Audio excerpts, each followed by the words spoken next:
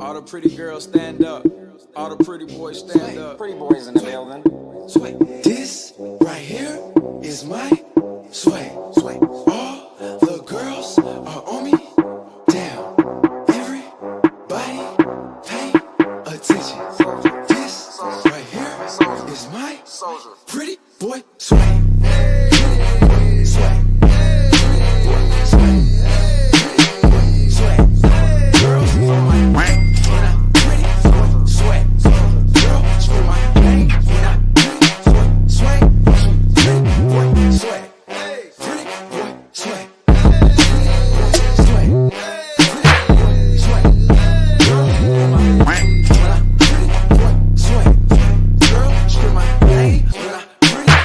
Sway. Soldier, get out the way. Pretty boy coming through.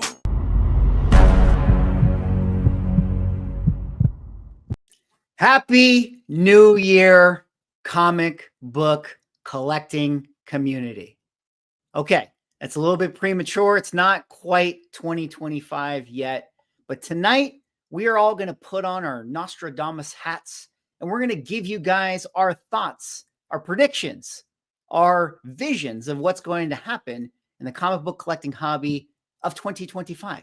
Last night, we had our kind of look back show, an amazing panel of comic book content creators, and then also me, talked about everything that happened in 2024. We went through CGC and we went through Bengate and all of the topics and drama, and it was a wonderful show. In case you didn't get a chance to see that show, the VOD is up. Put little nifty chapters so you can skip to the section that you're most interested in. But tonight, we're going to kind of run it back, same, but different.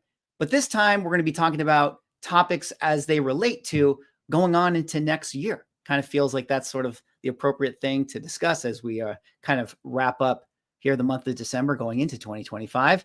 And I think that this is going to be a really, really good show. Thanks to everyone already hanging out in the chat, starting up the conversations. Thank you if you were there yesterday participating. And I hope tonight that you guys also put in your input to the topics and respond to us. Cause I think if there's good stuff to discuss or you guys have interesting, insights or ideas, we'll definitely react to them as we do. But, with all that little welcoming out of the way, let me just quickly say hello to some of you guys, specifically DT Key Comic in the house. Always the first person. It's very impressive. Derek Neiman, shout out to you, brother. Round 2, fight. Speaking of fight, ABACABB, what you know about the Blood Code Sega Genesis? Man, that's the nostalgia back in the day. Dark Horse, Happy New Year. Happy New Year to you, sir. We got Derek here with a comment. Mickey Finnegan of the House of Swaggle, the first of his name, the slabbed king of the bronze and the cameos and the first apps. Call of the great Rossi, shipper of Geminis and father of sanity. Wow. If I got that intro in every room I walked in, I think that would probably be obnoxious. John here says, sup, y'all. We got Godly Comics here. Manu ain't ready. Imagine. Wait, imagine. Did I lose my swag points on that one? Swaggle is late. I'm not late. There's someone else that's late. We're going to bring on the panel very, very soon. But before we do, can you guys guess the late person? Yesterday, unfortunately, Brian was sick, but I'm happy to say, preview, spoilers. He's here tonight, which is great to get, his thoughts. We have other excellent panelists. And so if you could, give them all a round of applause in the chat. Like the video, not for me, but for them for taking their time to come on the channel and have this discussion here tonight. But without further ado, let's meet our panelists this evening. In no particular order, we got Lawrence, Mighty Comics. We got Brian McClay, the man himself from Beyond Wednesdays. We got Rob, Neo Cards and Comics. And of course, Manu, the 99 Newsstand. Gentlemen, welcome back. And Brian, welcome to the, show. I'm so happy to run it back and get to hang out with you guys for another evening of comic book hobby topics. Thanks for hopping on. Bad. Thanks for having us. Yeah, absolutely. Nice to see you again, Swag. Nice to see you all. Brian, welcome. Good to have you. Yeah. Well, Brian, I mean, last night we went into 2024 and I did kind of say that, tonight is the 2025 night, but, before we hop into that, was there anything, just in getting your thoughts, because I'd love to hear them, just 2024, it's like the year of comic hobby wrap up. What is your just big takeaways from the year? It was a weird year. The roller coaster of highs and lows. I think we ended the year on a high. I think we started the year on a real low. And I think that's a good thing for most of the hobby. I think that we're seeing more and more people, less and less people grading their product, in my opinion. I think more and more people are learning to love their books raw, which is very interesting. I think we're also seeing more and more people enjoy reading a little bit more. You have some series out there that are really, really good that I don't think you had last year or maybe even the year before.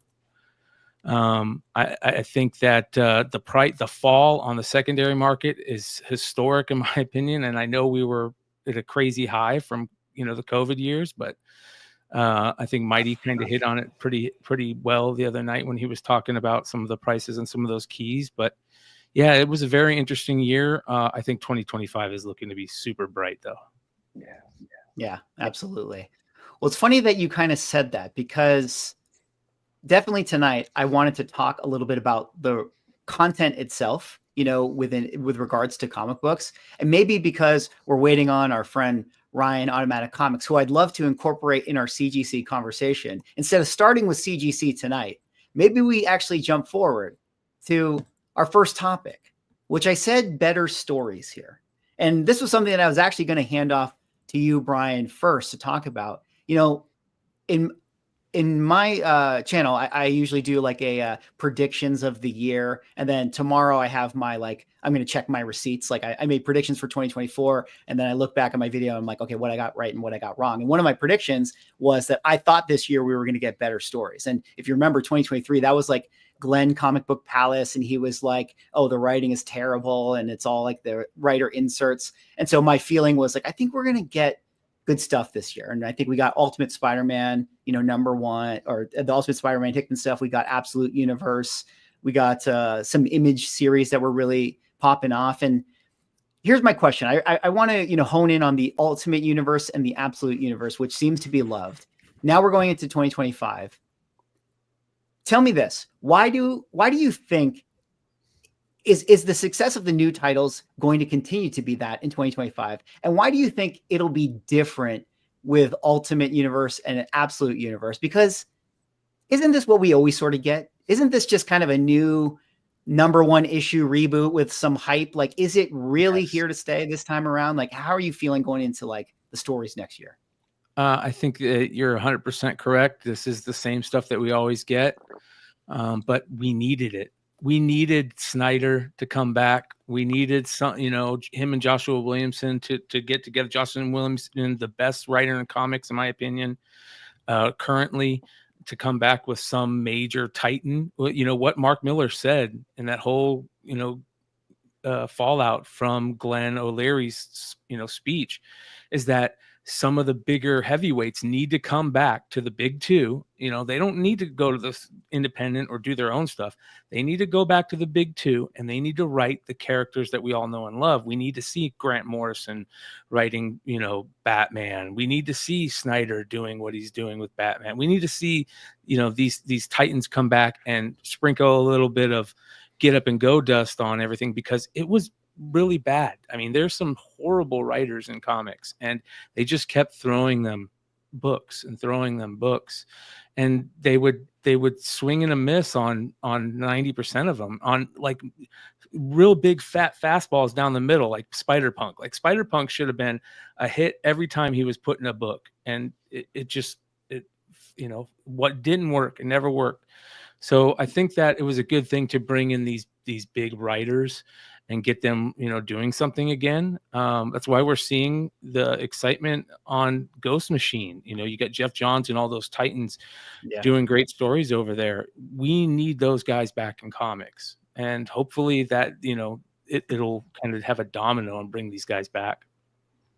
Now it's interesting because that actually kind of sets up another little part that I wanted to ask you about for this, which is talk about bringing back all like the writers, that everyone loved reading and everything like that. And think of like some of the titles that were successful this year, which were like the Transformers and, even, Dynamite coming out with like Silverhawks and Thundercats and, some of these titles and stuff. Like, is going back to the well the best thing to do for comic reading, in your opinion? You need a dose of, an equal amount of both, in my opinion. I think you have these great characters with these great histories that we love to get stories from: Batman, Superman, the X-Men, whatever. But then you have things like from this year, Grommets pop up, which is, to me, my favorite book of the whole year. It's pure nostalgic hits for me. I think that we all love nostalgia, and every once in a while you'll get a non-superhero book that just rains down nostalgia on you. I think Grommets was that. I think that a lot of the independent books really outshined the big two. I think the big two jumped in, with Doom and Twilight, Avengers Twilight, and the Ultimate stuff, the Absolute stuff. But I think that the Skybound, Ghost Machine, those smaller image type imprints really took the won the awards, in my opinion. Skybound can do no wrong, Ghost Machine could do no wrong. And then you throw in the new horror stuff that's going on with like these anthology horror series. Ice Cream Man, I think, is at like almost 50 books, which is crazy. And it's been slowly, sitting in the corner going, hey, I'm doing something good over here. But then you throw on Epitaphs from all the Oni stuff, the EC stuff, you throw in the Creep Show stuff, you throw in, these horror books. Mark Spears Monsters coming in, and just, I know everybody's going crazy for the art, but something that you hear a lot of people talk about that is the story is actually good. And, you're seeing a real comic book guy do not only the covers, but he's doing the interiors at the same time, which Rob Liefeld just came out in a recent podcast and kind of said to all these artists out there, hey, show us what you can really do interiors. Let's see some interiors from you. So I think that's the fun stuff. That's the stuff that really excites me about the end of the year and where we're going to 2025. So we'll see how that plays out. Yeah. What about like the rest of the guys here? I actually forgot to ask you yesterday, was there anything that you guys actually read last year in 2024? Or like, was there anything, anything that actually made you open up past the cover? And if not, which is fine, you're allowed to not read comics and still collect. But if not, what would actually make you in 2025 want to open up a book? The only thing I read last year was old X-Men stuff. I don't read hardly anything new at all. I reread basically the entire, I started at Giant Size X-Men 1 and went all the way up through, I think I ended up slowing down around 300. So I did a huge X-Men reread throughout most of the last year on the iPad. So it wasn't even, I didn't even actually touch a comic book. Blasphemy, I know. But that was mostly what I read last year was old X-Men stuff. And actually, what would make you want to, is there anything that you could imagine like a new series would like make you actually want to read it in 2025? Or like how would like Marvel and DC like convert you into a reader? I don't even have a great answer to that question because there's so much newer stuff that I haven't read that I feel like if I was going to jump into something new to me, I wouldn't have to jump into like stuff that's coming on the newsstand this week per se. Right. The last new run that I read was the Genosha X-Men run from a couple of years ago that just ended. I read a good chunk of that. I never finished that, so I would probably go back to that before I read something brand new to the newsstand. And I would probably pick up where the new X-Men stuff picked up at. They just reset everything, like 6 months ago? Yeah. It's decent too. Yeah, I've heard decent things about it, so I would probably jump back into that and try to play catch up on some X books. I'll just real quick, I would suggest you don't even finish that Hickman run and just jump back in. You know what I mean? Like the way that they did it with the X-Men, I think you've read enough X-Men and you know enough to understand kind of where they're going. That Hickman run was so convoluted to me. It was just, I got a little lost in the sauce and X of Swords and kind of lost my way, and I'm like, do I really need to read all 27 parts of this or whatever there was? Yeah. Yeah, it's hard to like, have to feel like you have to like study calculus to read like Hickman stories, sometimes. Yeah. And the Marvel Unlimited app doesn't do you any favors when you're reading on there, when you're reading convoluted things that jump from books to books of just, I don't know why they just don't say like, here's just what to read next, go read it, versus making you jump and go dig for it. Like they could do such a better job with that. Yeah. What about you, Manu? You were kind of like nodding, or you had a little something to say. Yeah, no, I mean, it's a quick one for me. I don't remember what I remember one day I was like, I want to read something. See, I typically don't read much of anything, right? I'm consuming information, and what I do to relax just hasn't been reading. And I don't know what year this came out, and but I guess it was a trade. I picked up a trade paperback of The Me You Love in the Dark. And is that written by Scotty Young? Is that correct? It might be. I forgot who it was. I'm not sure. Brian But knows, or chat will let us know.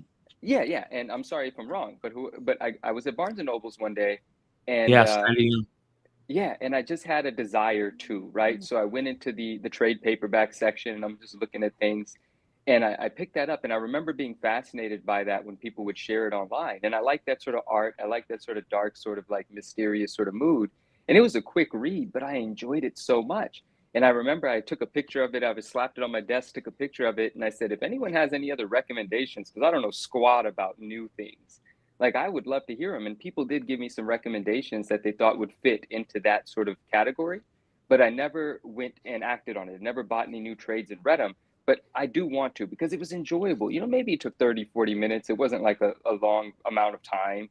And it was rewarding though. I was like, yo, the art is cool. The story's interesting. And so it kind of captured me, and maybe I'll do some of that in this year as well. Like get the itch and just take someone's recommendation and buy the book, because I haven't done much reading at all since like probably the last time I did was like 97 maybe. So, but that was nice to see. It was fun. It was dope. And I listen to all the conversations when people are saying, writing needs to get better, and people are afraid of, the introduction of AI writing, so on and so forth. They're not afraid, but maybe there are concerns there. And I just don't know what's good and what's not. But when someone makes a recommendation in 2025, I likely will pick it up to read it. As long as it's not a novel. I'm not going to be reading any novels, I don't think. Right. What about you, Mighty? Anything you read this year, or go ahead? I've been reading trade paperbacks. Like I went back and reread Batman: The Long Halloween. I picked up Deadpool versus Marvel Universe. I haven't read that yet, but I have a bunch of trade paperbacks that I've been stacking for when I do have time. But the one thing I wanted to bring up, because I have felt this, and when you start with Brian, he made some really good points. But for the vintage guys, the people who collect vintage comics, with the market the way it's been for the past year, where a lot of people don't want to jump back in, or they don't want to spend money right now because with prices have been dropping or the economy being bad, having the new books, so much hype around the good stories, the great art, all the great feedback we're getting from everybody else, it's taking vintage guys. I've gone into it as well because I haven't bought much this past year. So having like the past 3 or 4 months for me specifically, I've been getting into more weekly books because of all the great things that I've been hearing. So I want to hear from everyone out in the comments, other collectors. Have you had the similar experience? Because the vintage market has slowed to a point where I'm starting to get excited about what's coming out every week. I'm looking forward to, if I like this book with the monsters covers. I haven't gotten number 1 yet because I missed out on the issue. So I had to order one. I'm waiting for it to come in, but I'm excited to read that book. So all the new things that are coming out, all the great things that I've been hearing, some of the stories I have read, like Ultimate Spider-Man, is getting me excited to get back into new comics. And for me, I haven't had that in a while. So I do think it's good for the collector and the industry itself. Yeah.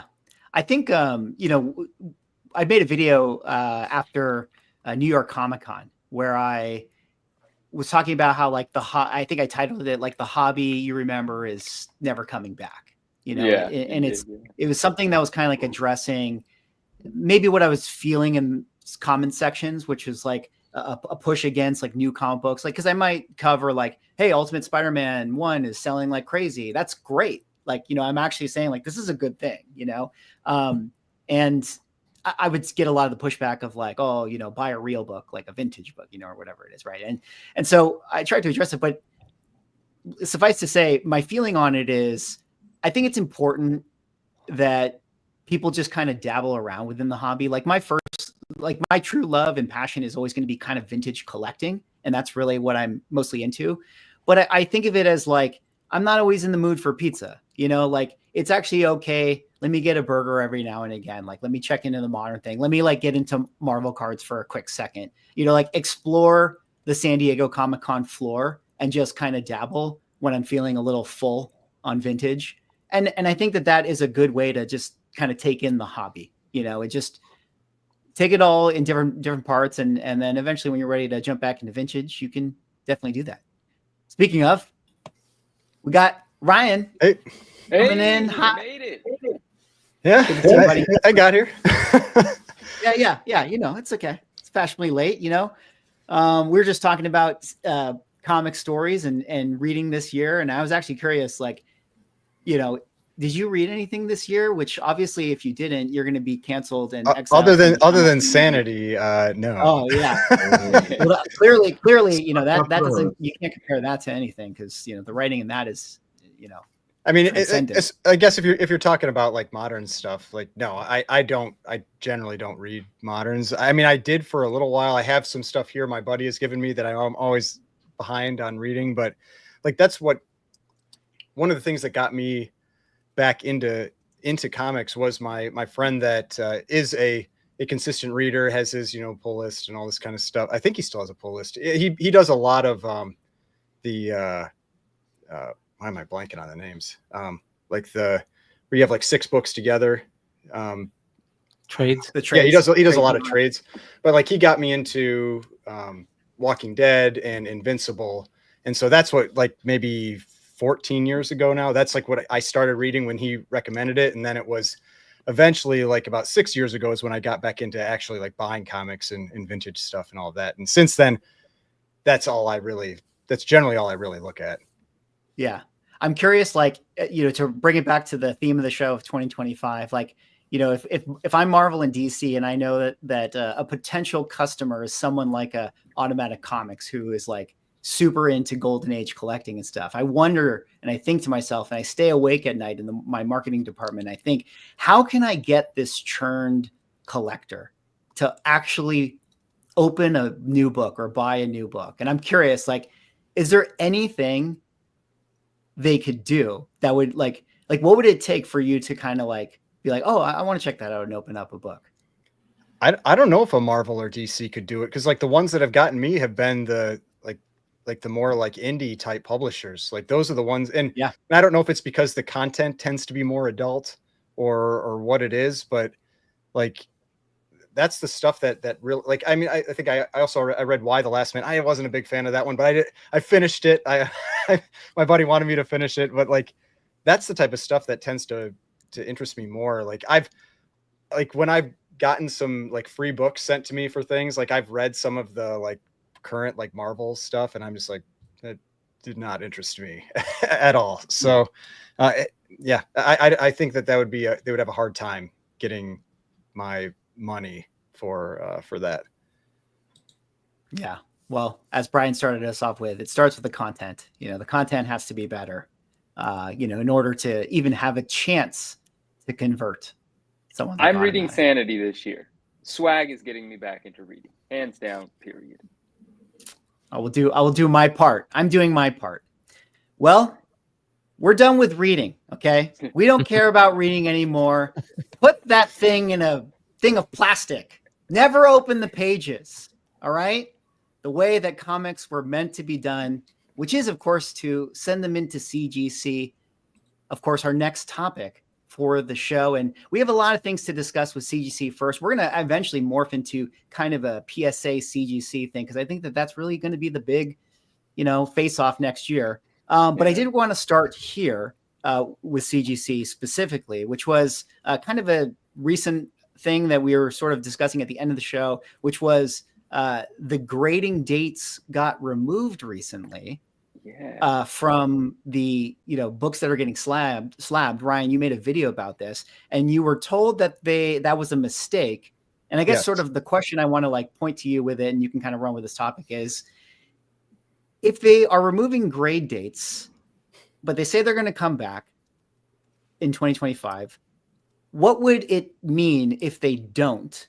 Would it change anything for you as a collector? And why would it be good or bad to have grade dates? And is it any worse than any other changes that they have made as a company over the years, like removing label notes? So, I mean, I think it would have the same impact as removing label notes, which is nothing, in terms of what people will, if people would continue to use them or not.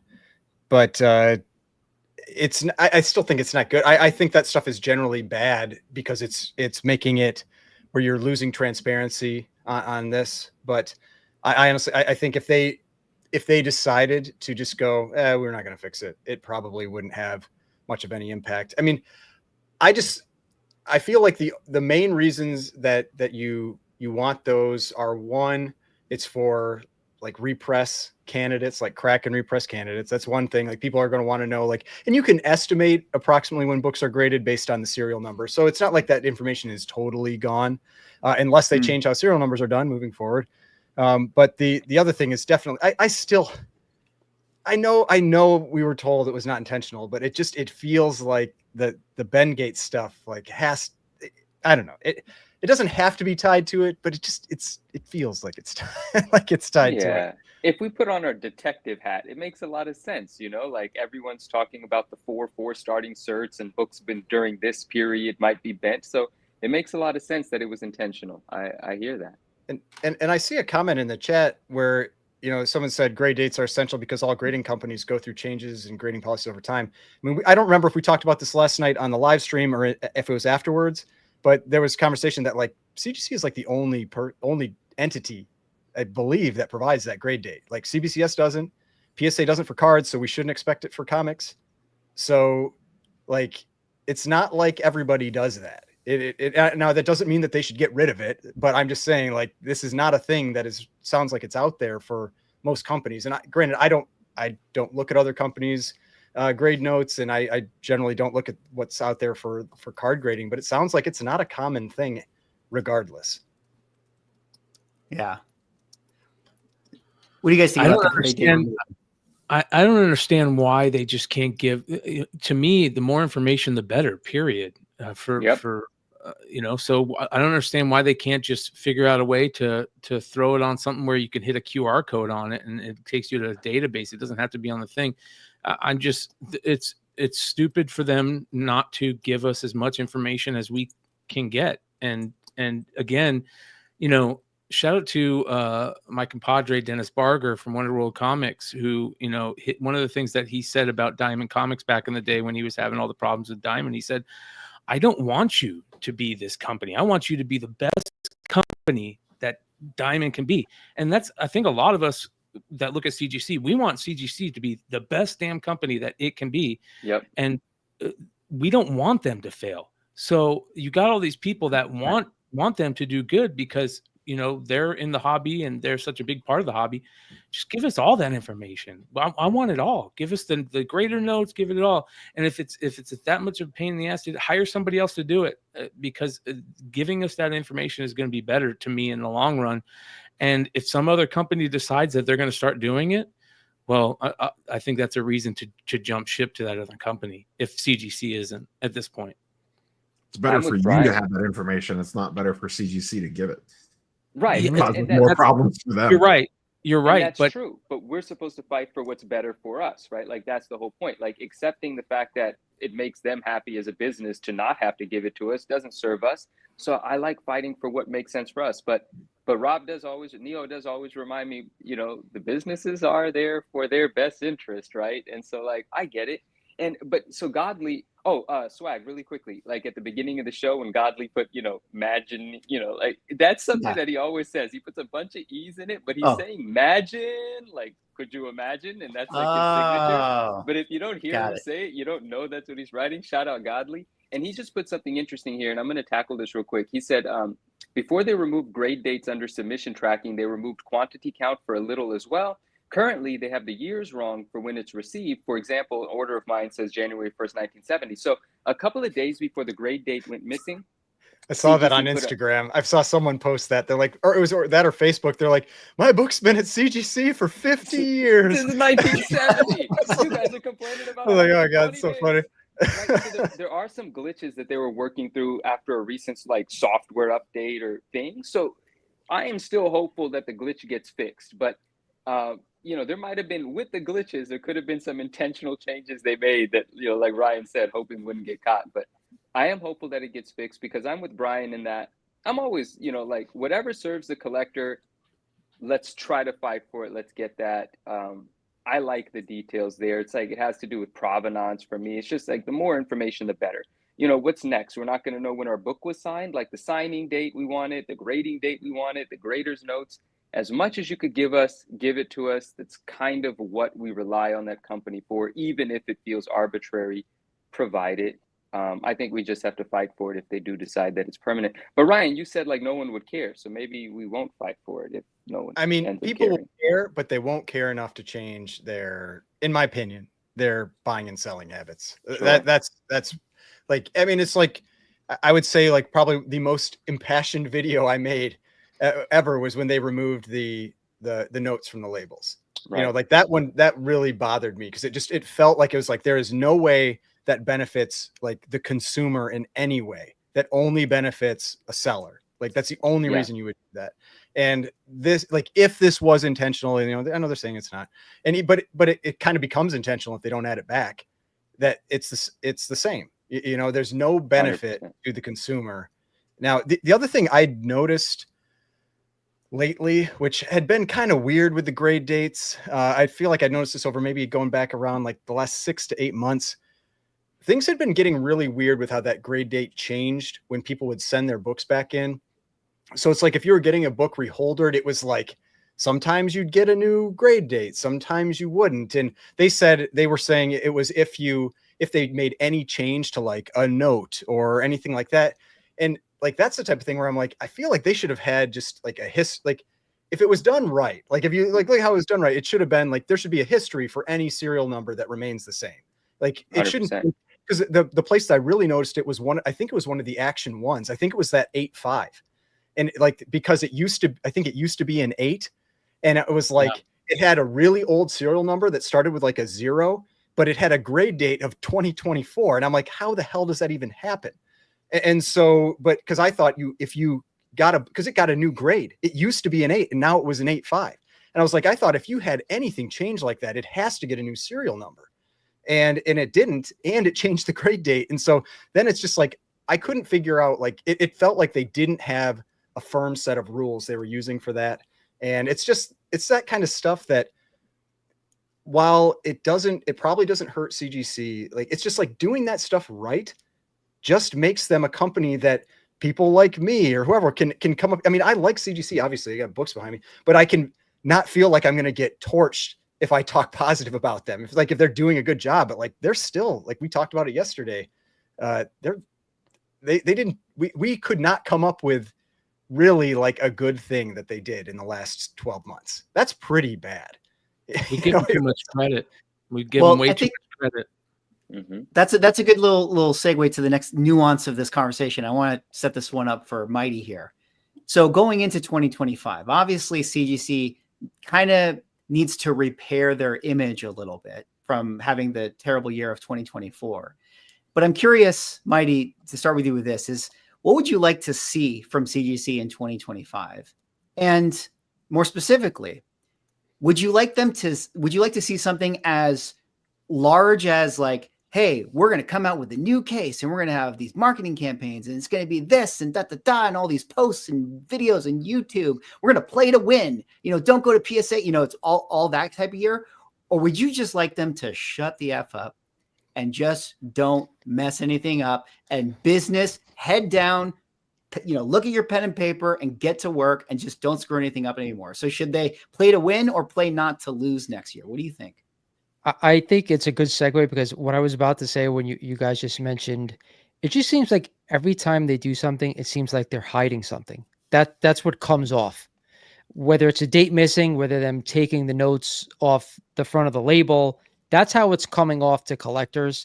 My biggest gripe over the past 2 years, and that's why I stopped sending books into them, was the price increases. And I'm going to make my first bold prediction for the 2025 is that they're going to raise prices again this year, and they're going to use the backlog to do so. even with the impending Mm. PSA coming. That's just my opinion. I do think it's going to come. But I went back today and I looked at the pricing for a $400 book that you submit. It's $40 for value. Anything over that is $85. So for a $500 book, you're nearly spending 20% value of the book, and that's not including shipping both ways, insurance, all that fun stuff. That's why I stopped sending books in, and I used to send a bunch of stuff in. But back to your question, is that we spoke last night about how PSA has had you guys as like a liaison to the community about what we want to see. And we all know that they're just coming to market. They want to do the best they can. But CGC needs to have the pulse on the collectors and what they want. And until they do that and they try to manipulate things by taking notes away, pulling the dates off, and it could be a glitch. I have no idea. But because of everything that's happened prior, it just seems like they're hiding something, doesn't it? That's the way it comes off. So I would like them to I want them to do a mix of both. I would love them to come to the us, and not me personally, but the collectors in general, and say, what do you want? Give us a standard for what you're looking for. We're not going to go ahead and change everything. I understand that. I would like to say, all right, let's get a bunch of people to be our liaisons to the collecting community. Right now, I do think they're heavily, I don't want to say in bed with the dealers and people who sell books continuously, but that to me is just how it seems. But I would like some level of consistency. I don't want to see all the issues that we saw this year. And I don't really blame them for the swap gate. Yes, indirectly it was their issue, but I'm not going to blame them for some awful people out there trying to swindle people. But yes, it could have been prevented. But the Banana Gate thing, and I'm basically just saying, well, I don't have an idea how to fix it. They're not giving us any information. It just seems like they keep trying to sweep things under the rug. And that's the issue. Let's just not have any problems this year. If we could just start there, I think that's a win. But what I want is for them to do everything. I want them, all right, let's hear from the collectors out there. Let's get the right people in the right places to do the proper grading, to have consistency. We want all of it, but I don't think we're getting any of it. Well, and I had mentioned that with in some group somewhere, is that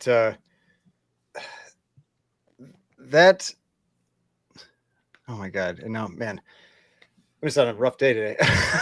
My mind is mush right now. I think real quick, I just want to jump in on what Mighty said. I think the PR part is so important, and a lot of us have been talking about that for a while. And that liaison thing, you can do the liaison thing, that would be great, but just get a PR person that has their pulse on what the it doesn't have to be the industry, or you don't have to, but I'm telling you, if they had their a pulse on just the comic book content on YouTube, they would be much better. But they don't. They have no idea about. That's why they're so disconnected, in my opinion, from like the weird advertisements that they put out that just didn't hit. I just feel they're so disconnected on a lot of stuff. And if they had just a PR person that would jump on shows every once in a while, jump on a swag show, jump on this show, 15 minutes at a time to talk about, hey, if there's any questions, come on the industry show once a month, come on, whatever show once a month, that would help out immensely. But I don't understand why they don't want to do that. I don't get that either. They don't need to. Yeah. Well, what is CGC's incentive to invest money in, hire a PR person, do all this stuff that we want them to do, when we spent an hour yesterday running down all the crazy shit that they did in 2024 that would doom any other company, and yet we sit here today in their backlog? Well, I mean, the reality is I would say they must be hurting though, right? Like they've lost money. They fired a ton of people. And so it's not like they're still getting books, but I've seen other graphs showing like the submission numbers, like their submission numbers are dropping. Like they've got to be hurting financially. So maybe they should consider, like, some of these things might help them. I mean, I know I'm a drop in the bucket with like my submissions, but like we talked about yesterday, like I haven't sent in a book in over 12 months. And I think, I heard Mighty say he hasn't sent in a book for 2 years, like that kind of stuff. Like, that'll hurt little by little. I mean, I mean, I usually, before I was sending in maybe 150 books a year, I mean, I was spending, I don't know, like 10, 15 grand or something like that, getting books graded. And this year they got nothing from me.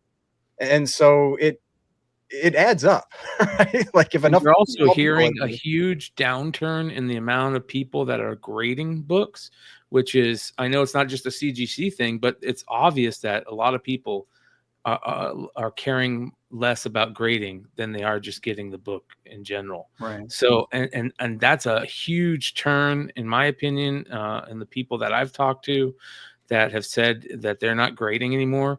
You also have big dealer accounts, and when I say dealer accounts, I mean, I'm not saying guys that are sending in 100 books, 1,000 books a month type deal. I'm saying guys who have been in the industry, that have big presences in the industry, that said they're not grading with them anymore. They're done grading with them.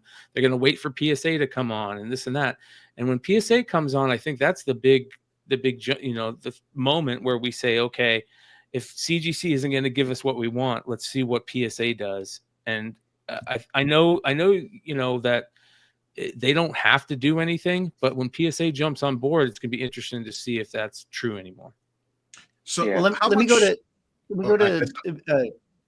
to like, well, Rob, you can pick up with this, or Manu, or anyone can, but like, if someone like Ryan and Mighty haven't submitted in a year or 2 years, and you're in CGC's game plan room, you're thinking about, okay, guys, here comes 2025. How do we get Ryan and Mighty back on our team? Do we need to win them over with some kind of like, we're having a sale, here's the new case, like here's the new label? Or is it just like, we fix Bengate, we fix this, we're back to business? I don't Like, need a new label. I don't need pricing. Like I need Bengate is the thing that has been holding me off right now. Like that, I still am just not confident that that's resolved. And like one of the books I want to send in to get recased is an Amazing Spider-Man 28, and it's like all black cover. And if that has a bend in it, it's going to look like garbage, And so like, I don't want to send it in. And it's just, and I have some other, like a lot of the Golden Age stuff I like pre-code stuff. I like the dark covers, and that's the stuff that's going to show it. And I know it was a lot more the moderns that had it, but I also saw vintage books that had it happen.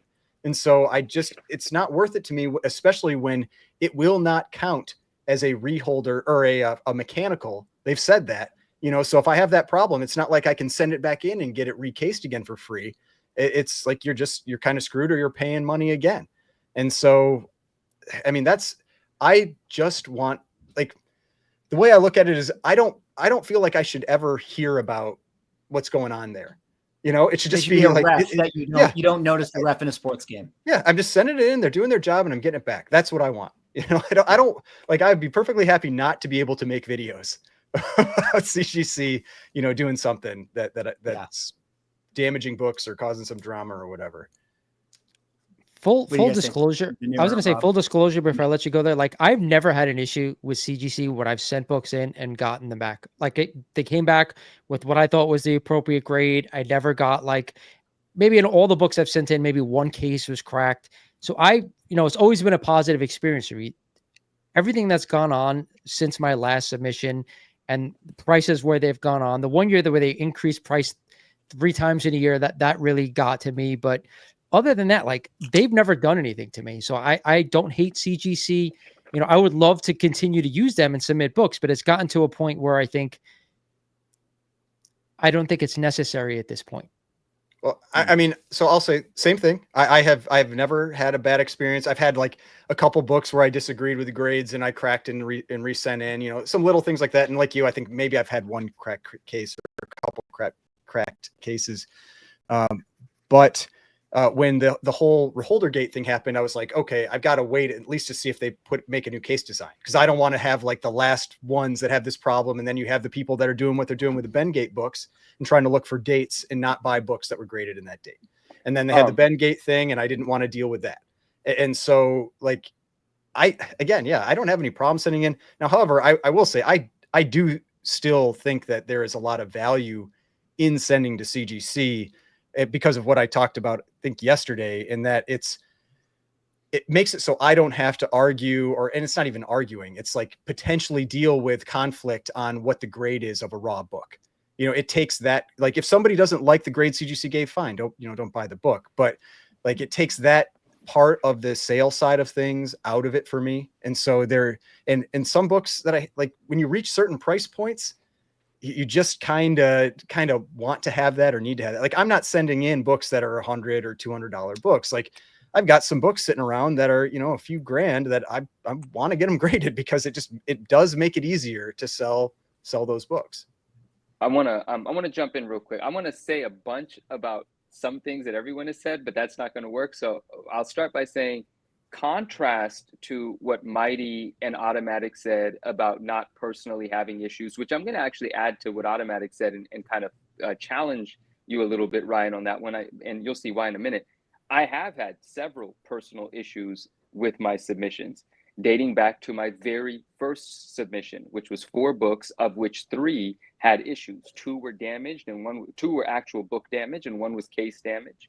And what I chose to do, it doesn't matter. It's a longer story, but from my first submission, many, many years ago, regularly, I've had some issues here and there. So I feel like, even though I don't do hundreds of books a year, if I have a high percentage of error and concerns, then I just kind of extrapolate that. I think that's the word. And of course, I talk to people that have issues as well. So Mighty, I'm really happy that you haven't had any issues. Obviously, we all know people that have, right? There are real concerns. It's not like we're not saying that. But Ryan, what I wanted to challenge with you a little bit, and Vexer said it here as well. He said, I've had books ripped by the staples with wrong labels. Now, the staple ripping part is the part I want to focus on real quick. You said you haven't personally had issues. But if you've ever had a book and then sold it, and then the case was the reason that the book became damaged. Yeah, I mean, I know there's a book I sent to you, but I didn't get that book graded. So I bought that. So it's not like that. It's not like that book was a submission issue with me. I have absolutely seen books that have had the covers removed, that kind of thing, from like the static or whatever, like sticking to the inner well and then it shifting like that. That's actually why I have on a number of occasions said, I do not think, because when I see people all the time say that they want to get a book graded to protect it. And I say that is not the best way to protect a book. The best way, if you just want to protect the book, is like a full back and a Mylar, and that maybe two backing boards. Like, that's about it. And safe storage. That's it. Yeah, and safe storage. Like, grading a book, you have the risk of, I mean, there's a couple things. One is the interior page is shifting, which tears out. You also have just the weight. If you keep the book up, like over time, I've seen books where they get those little staple tears, like, and there'll be a 9/8 in the case and they aren't. Like, I mean, I remember Otto with 3 Men in a Basement. He made a video maybe like a year ago. He had his ASM 361 that the book, the weight of the book had pulled, down through the paper. So that the book would shift up and down, like it was still attached, but now there was like a little slice, at the state. Like, that stuff absolutely happens in those cases. And like we talked about with Giant Size X-Men 1, the right edge, that right edge gets damaged all the time in that case. Tell me if you guys have ever exactly. A lot of stuff happens in the case, and something new was brought to my attention recently. So tell me if you guys have ever had this experience. So I can bring out an example, but I think most of us here are familiar enough for me to just illustrate it. So the inner well sometimes has none of those plastic wedges, right? But sometimes they introduce those plastic wedges either on one side or on the bottom. And generally speaking, they're about 1 inch high, and they go up over the book, and you can see them from the back of the slab. I was having a conversation with someone selling a book, and I asked for detailed pictures of the book. This was a couple $1,000 sort of book. And I just felt it was more of a gift grade than anything. So, and he agreed. He said, no, I understand you don't want this in your collection. I said, thank you for sending me everything. And he said, but this isn't the only nonsense that CGC has pulled. Look at this example. And I don't know who knows the person or the book. It's a pricey book, so I'll leave that out. But this was a book that was from the 70s. It had a white back cover. It was a high grade for what it was, several thousands of dollars. But he thought it had bump potential.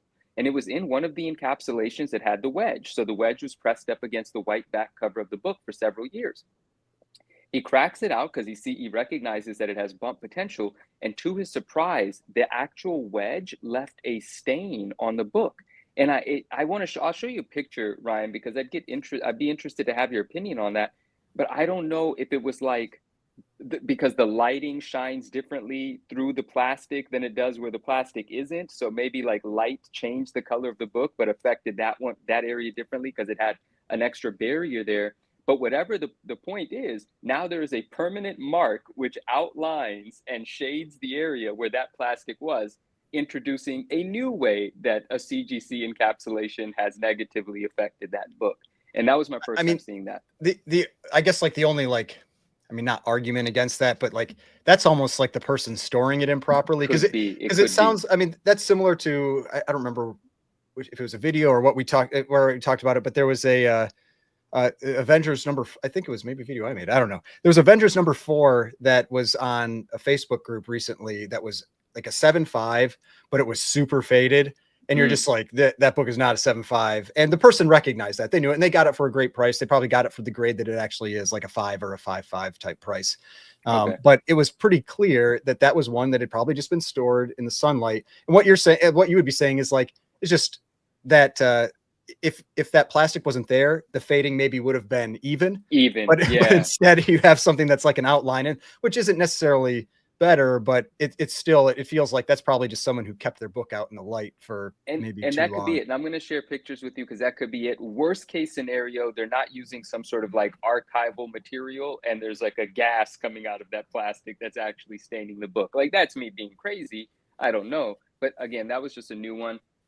And what Rob said, you know, like he said, rightfully so, he said, like, why would they do PRs? Things seem to be working. And like Drew said yesterday, they're still top billing. We're still talking about them. And then the argument of all press is good press or no press is bad press.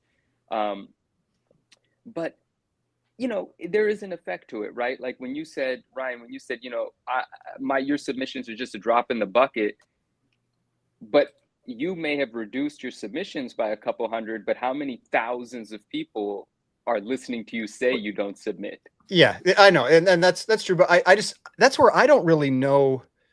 Like, we get an idea how many books some of these like bigger dealers send in. I mean, like Red Hood, like we see like the volume of books that he gets back.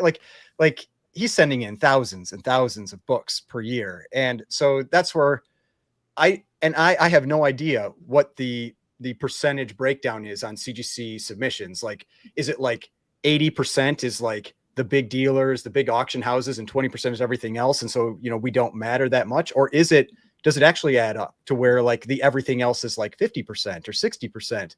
And so without knowing, we really don't know what our impact is. I just know what I've done. And I figure if there are a lot of people that have followed that same route, that could be why they're having maybe some issues right now. I agree. Well, please.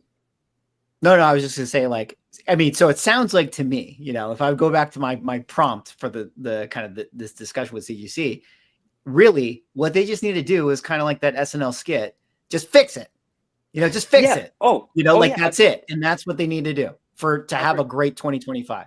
I agree. I forgot to say, they don't need any bells and whistles, no funky stuff, no specials, none of that nonsense. I don't care if the prices go up or down. I'm intentional about my grading, the extra cost. If that is going to affect my margin in my grading, it's probably a book I shouldn't be grading. So all I need from them is accurate grading, a flatly encapsulated book, quality control, no cracks, no stains. That's it. That's their job. That's it. I don't care about nothing else. Do whatever you want with the prices unless it's unreasonable. I just need it to be accurate. And the last thing I'll say in regards to what Neo said about, you know, why would they need to do PR? We all know this. They didn't need to because they didn't have competition. And so hopefully PSA delivers that pressure, because then it's going to matter. Here's the thing though, and I'll just add this and say, the comic guys are not running the company anymore. It's fairly obvious. And that's why when Rob said, you know, why would they do all this stuff? Why would they need that? It's because the guys with the real knowledge that probably want to fix things are not the ones calling the shots. Very well put. Well, hopefully the people in charge over there at CGC know that they just need to fix it. And that should be their 2025 strategy. # just fix it.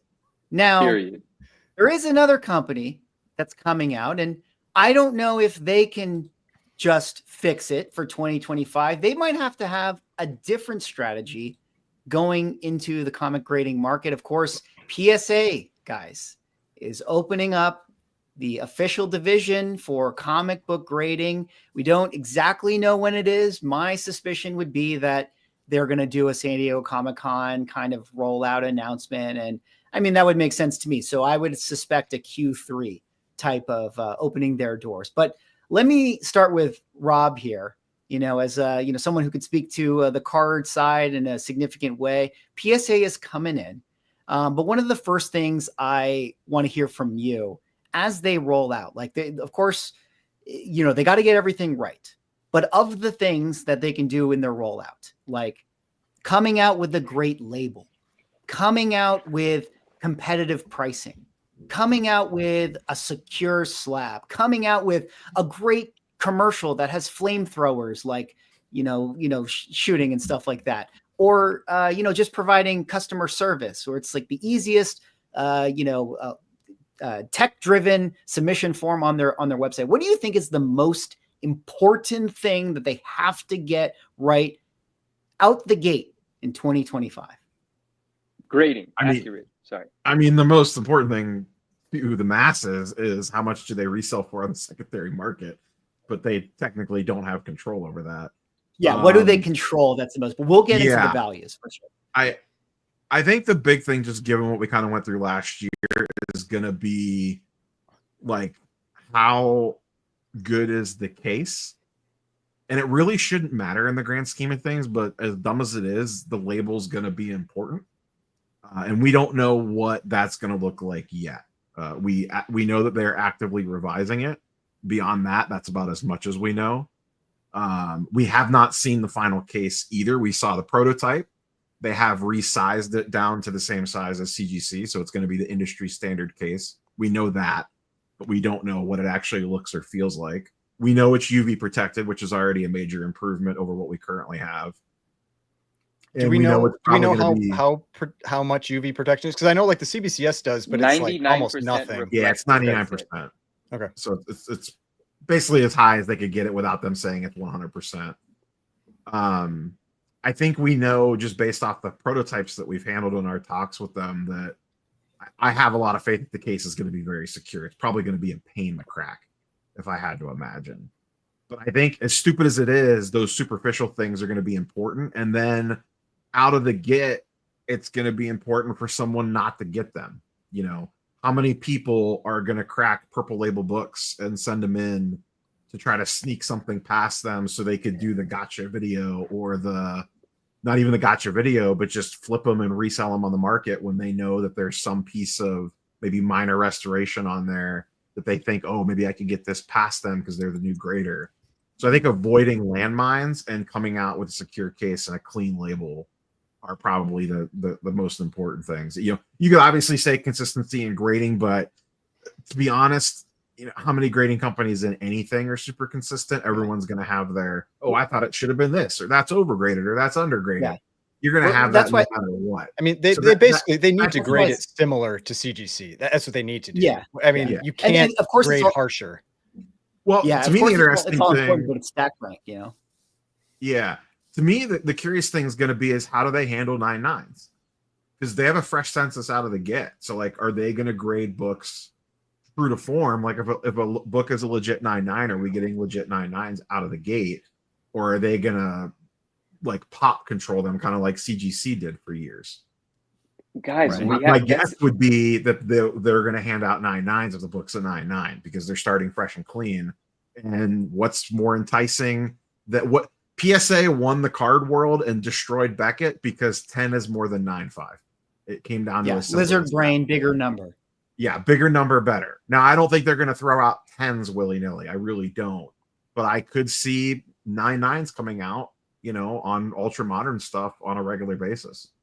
That's what I was about to. You brought it up now, and you were getting to it, and it because we hadn't talked about it. That's my concern, or one of the things I'm scared of. And I've had the conversations, but it scares me still. They are in the business of 10s, and obviously comic books are a different monster, and we have a different breakdown in the grades, and they know and appreciate and respect that. But PSA is so much in the business of 10s. But you just said you don't think they're going to willy-nilly give out 10s, and I really hope they don't, because that that the credibility won't be there if there's just a bunch of 10s coming out. And I think that People would will be, price them like Well- 9.8s, CGC 9.8s. well- That's what would happen Yeah. if Yeah. they did. Well, Manu, what do you think that they need to do right? You know, their very first step, does their label need to be dialed? Do they need to be cheaper than CGC? You know, what is the stack rank? What is the most important thing? What would be the worst video that all of us could make? You know, it's like the thing that they don't want us to see is like, oh, my case fell apart. And we all have videos with our thumbnails, with our hands over our face. Like, what's the one thing they cannot screw up? yeah, no, I don't know that the one thing top of mind, but I love how Neo put it. They just need to avoid gotcha moments. Like if someone's going to crack out that purple label book from a CGC or any other grading company's restored book or color touched book, and it gets by PSA, that video cannot happen, at least not early on in their career. Like mistakes happen, but they got to avoid that gotcha moment. They have to operate with top integrity and really hope to be as accurate as they can. I like what Neo said. He's like, you know, consistency is going to have its give and take, or whatever. It's up and down. But I guess I was looking at accuracy different than consistency. I think even if you're grading accurately, you still have that ability that, you know, a 7.5 might come back an 8, you know, you're still accurate, right? Like when you're in the 6.5, 7.0 range, it's still accurate. And if you don't agree with it, you could give it another stab or whatever. But the accuracy in 9.8s would be really important to me. Like I don't want to see a 10 that I look at and has a tick on it, you know, and they're like, oh no, it's a perfect book. Because how am I supposed to support that? You know, the way that I am, the things that I'm critical of, how am I supposed to endorse or support? So I really would like them to just operate really above board, you know, full transparency as well out the gate. Avoid the gotcha moments like Neo said, because everyone's going to be looking for them, because that's going to be the big content, you know. But I like what he said, because I just jumped out and said accuracy, but he opened my eyes to things and put it into perspective for sure. Like the case security out the gate has to be there. Now I'm nitpicky and I don't want to, you know, focus on anything negative, but like, and I know a lot of us are accepting of things and it's fine, but like, I don't want to see Newton rings, you know, in the first batches of books, but I know that's a concern. I know that's a hard thing to eliminate, especially when you're just engineering new But I relationships. thought they weren't of supposed to plastic. have Newton rings, right? Like The thing Yeah, is, they they have, and you know, I'm supposed to be the shill. So what am I doing, right? But they have managed to, because even cards became victim of Newton rings, depending on what sort of encapsulation it was, and even I think that the surface of the card can create them as well. But with their new cases, they have gotten rid of them, from what I've heard and what I've seen and what they've said. But just the truth is, we've seen some of the CGC PSA prototypes, and we have seen a Newton ring or two, right? And I don't know how seriously, I don't know what they're doing to deal with that prior to launching, but I hope they're dealing with that, because I mean, it's not the biggest deal, but right away, first submission, I don't want to hear my friends saying, bro, your shit's got, did Neo just show Newton rings on a PSA slab? No, I was just looking to see if mine had any. Okay, good. Thank goodness it doesn't. Yeah, that's what I don't want, right? Like, I just want them to have a clean, honest start. Grade the books, encapsulate them safely, give us the best looking label you can, keep the prices fair, turn them around quickly. The same thing we want them to do we have any idea what the the price? Have you heard anything about the pricing? Like, can we talk about that? No, Jack, they Neo, don't. Neo? They haven't come out with that stuff yet. But Okay. what do you? Okay, let me move over to Mighty or Brian. Like, do you guys or Ryan even? Do you have one thing that you feel like they gotta get right in 2025? Turnaround times. Hmm. I think turnaround times are the biggest thing for them. If their turnaround times, if they don't have something going into that where they're like, okay, we thinking we're going to get this, but we're going to be ready for 4 times that, you know, something like that, to where if their turnaround times aren't better than CGC or CBCS, I think that hampers them. I think if they are better, that could send them into the skyrocketing. And to me, this is just a personal thing. I don't want a heavy case. I know it's got to be secure and this and that, but that case was way too heavy. That first prototype case was way too heavy for me. And, you know, those turn into, you know, 25 books in those cases in a box, or 50 books in those cases in a box. And I think they're just too heavy at that point. So to me, those are the two big things. Yeah. What do you think? I'm Mighty? gonna go outside the box here. Everything that everybody's been saying so far has been accurate, dead on balls accurate. Everybody wants everything, but I think the average collector doesn't think as far into this as we do. Yeah. But with that said, I'm going to mention something that nobody's mentioned that I've thought a lot about. In order for PSA to be really successful, they need another big company in the comic book industry to come along with them. CGC has Heritage, CGC has Comic Connect, CGC has Key Collector, for God's sake, like repping them and partnering with them and all these things. PSA needs somebody from the industry, from anything related to comics, a big company to say, you know what, we're going to promote along with them. If they get that, then we could start to see maybe a bigger push from them. In the beginning, I don't know. I would like to see it out of the gate. Hey, I want to see a big company promote PSA products, promote their slabs. Until they get that, I don't know there's going to be much difference. I think at the beginning, like we talked about yesterday, there's going to be definitely some influx because people want to try it out. But in order to have staying power and to be really successful, they need some of these bigger companies, at least one big one, to come along with them. Yeah, I think that's very well said. I made mention in a video, something similar to that idea where it's like, they really need to get folded into the ecosystem. Like how bold would it be? Like, we all are curious about the secondary market values, but like, imagine if GPA just said, we're mixing in PSA 9.8s with CGC 9.8s because we don't care. 9.8 is 9.8. And they just incorporate it, and that affected the fair market value. And because right now, let's be honest, GPA is CGC value. It's not comic book value. It's CGC value. And imagine if they just said, no, we're going to just put in all PSA data. And that's how they rolled with it. So I think that stuff would be very, very interesting. The partnerships, the alliances that they actually have. But really quick, before I kind of shift, we can go back into this. But Ryan, do you got like one thing that you think that they have to get right?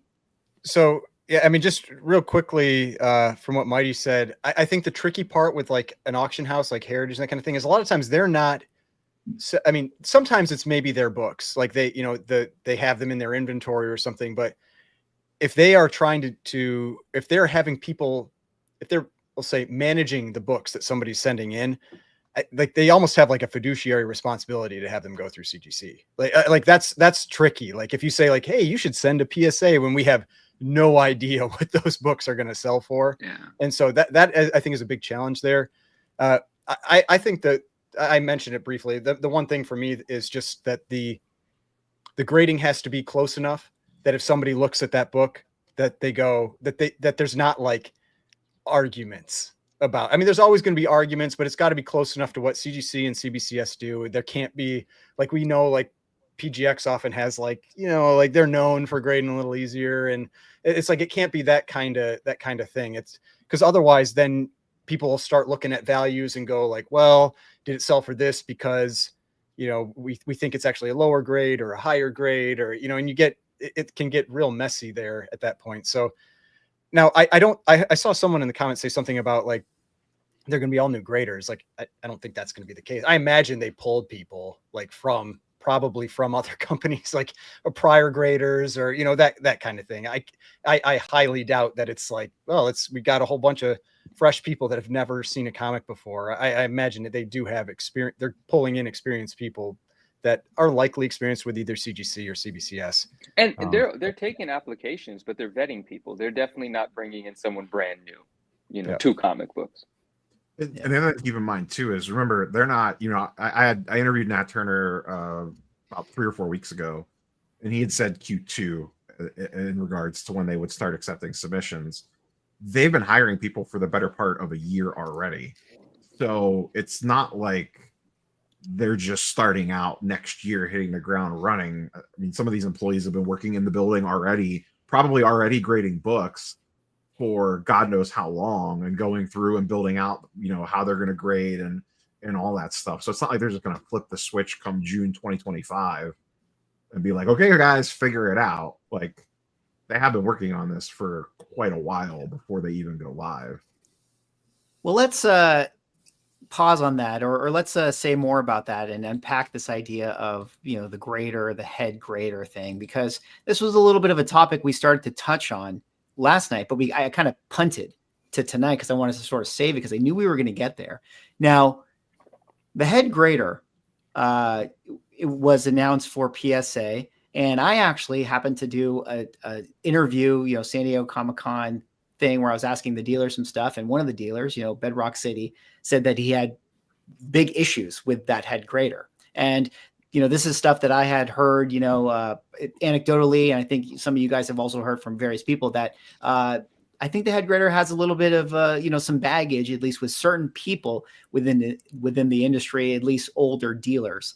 And I'm curious, between that and then also the CBCS filing a lawsuit against him, which it seems like that's going to be kind of a nothing burger at the end of the day. But how much do you think that this sort of head grader situation is an issue? How much should PSA really worry about this going up into their opening of 2025?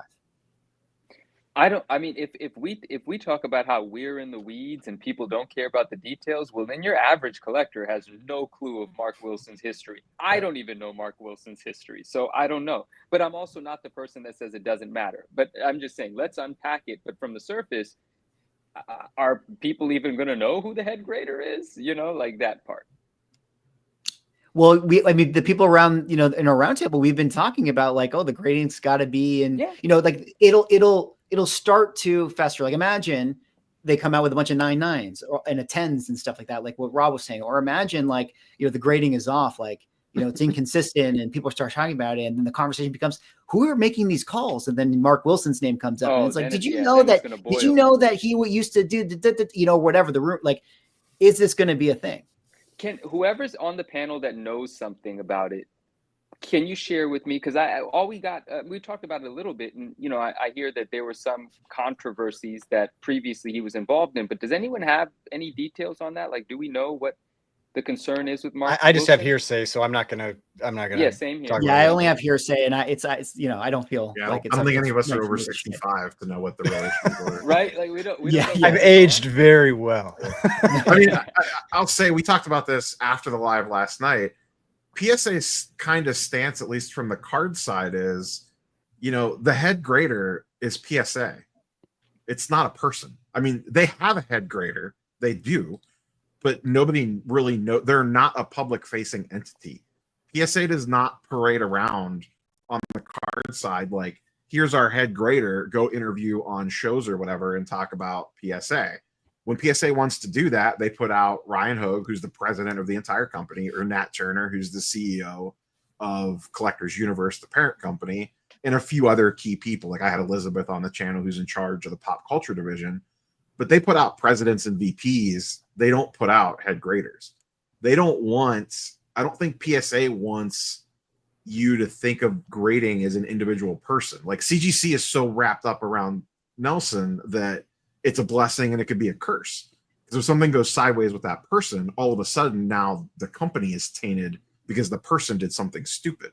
I think PSA's stance is this is from me just observing the way that they handle it on the card side is, you don't need to know who the head grader is. The head grader is PSA. These are PSA standards as a company, not an individual person's. And I think that's how they handle it on the card side.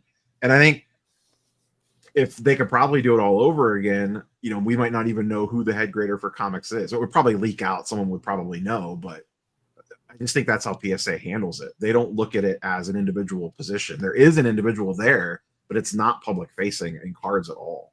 I mean, they have different heads of each individual division, but they're not. But the fact that everybody knows already, like, I feel like that cat is already out of that bag, right? Like and maybe you could say like comic collectors don't treat it the same as card collectors. Like cards, it could be, but to the news point, how many people that know, does the common collector going to have any idea or care? Well, but that's the thing. Like, what matters is if big submitters know and care. Like the common, and so that's what there was one person like that that Mickey interviewed that cared, but maybe that's all it is. Like maybe there's like a small percentage care and the rest don't really care. I mean, in reality, I don't think it's going to have. I think it's not going to really have much of an impact, if any, on their like how they perform. But That's my take on it. I'll say this. Couple things that I've learned just being in the collector world, especially the comic book world, is I thought that, just being a collector and seeing all the drama that happens behind the scenes in the content world, that was just a thing within drama in the content world. But then when I started dipping my toes into the industry a little bit more, I realized that drama is still there in the industry world. It's just a different type of drama. And mostly it's money based. These guys are always chasing around, money. They're trying to keep their margins, low, and trying to make sure that they're making the most money on stuff that they can. And I think that you have to look at that too, that some of these guys, they get into it with each other, and, they're quick to say, oh, this person's he's not a good dude. Yeah. But we had Steve Borak on the industry show not too long ago, and Steve talked about him both backstage and on the camera like he was a good dude, and that he had no problems that he had ever known, and there shouldn't be these type of things said about him. So I think that it's just to me, learning as we go, that the drama is just it's just drama. And you're always going to have somebody that, oh, I've heard this or I've heard that, or they could have had a bad day that day or something, and they're saying something bad about them. But again, nobody has ever said, it's all been hearsay. It's all been, oh, I think I heard somebody say this about him. Nobody said, exactly what the problems are. So with all that, I don't think that's a problem. And I also think that, is Matt, we talk about like, oh, Matt Nelson being the head grader at CGC. I don't even think Matt's the head grader at CGC anymore. No, I think his official title is president, isn't he? I mean, I think he's the president, but I also think I think he does still grade, which kind of says something, right? Where it's like, I don't think he should be. If he's the president, it seems like he needs to be doing other things than like flipping and counting 16 pages like everything. Exactly. Right? Like, I don't think he's doing head grading anymore. I think there's other guys that are doing that. And that just goes to show again that, what we think is really the head grader might not be the head grader, and that it really doesn't matter in the long run, other than what Automatic Comics says, that it becomes an issue is if you have these big, accounts that have a real problem with them, and they start talking to other big accounts. But other than that, are the big accounts going to care if a PSA 9.8 sells for the same or slightly more than a CGC 9.8? How quickly are they going to forget about Mark Wilson issues? Oh, if it sells for more, they're not going to. I mean, anything. Let me put a pin in that, or finish out what Brian was saying before I pick up on Neil's thing, which was, for me, saying I live by in all things, default to trust. It's what was my experience with the person or the company or the thing, and start from there. And let's not let the hearsays and the rumors get in the way. And if it turns out to be true, we'll be like, hey, you know what? Those people that were saying those things, yeah, you were right. You get brownie points. But let's pivot to a little bit of, the vintage sales going into next year and that investing side. And, obviously with PSA, we can still stick on them. Like, the most important thing outside of their launch, the thing that they can't control in terms of like their long-term success and can they actually take down CGC has everything to do with the secondary market sales. So I guess let me start with Mighty here and ask this question. You made the mention that they got to partner up with the auction houses.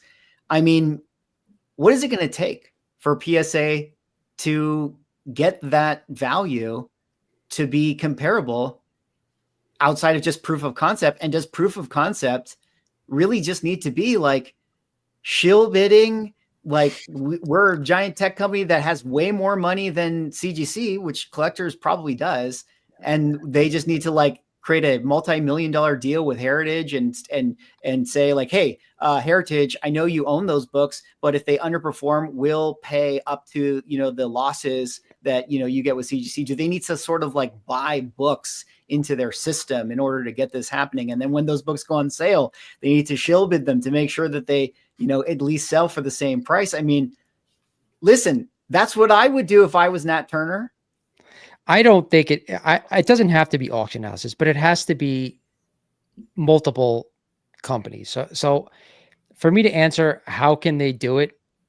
I think that's only part of the way, is getting some of the companies that are already involved in comics, whether they be the auction houses. I saw somebody in the chat mention artists. That's a small way.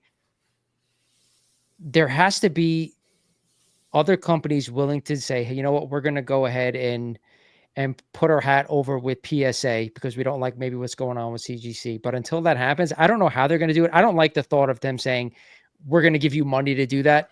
I think there were a couple of people who, when CBCS came out with their new label a couple of years ago, all of a sudden, New York Comic Con, when I first noticed the label, I saw a Marvel Comics #1 in that new label. I saw a Batman #1 in that new label, like the first day, and it didn't do anything.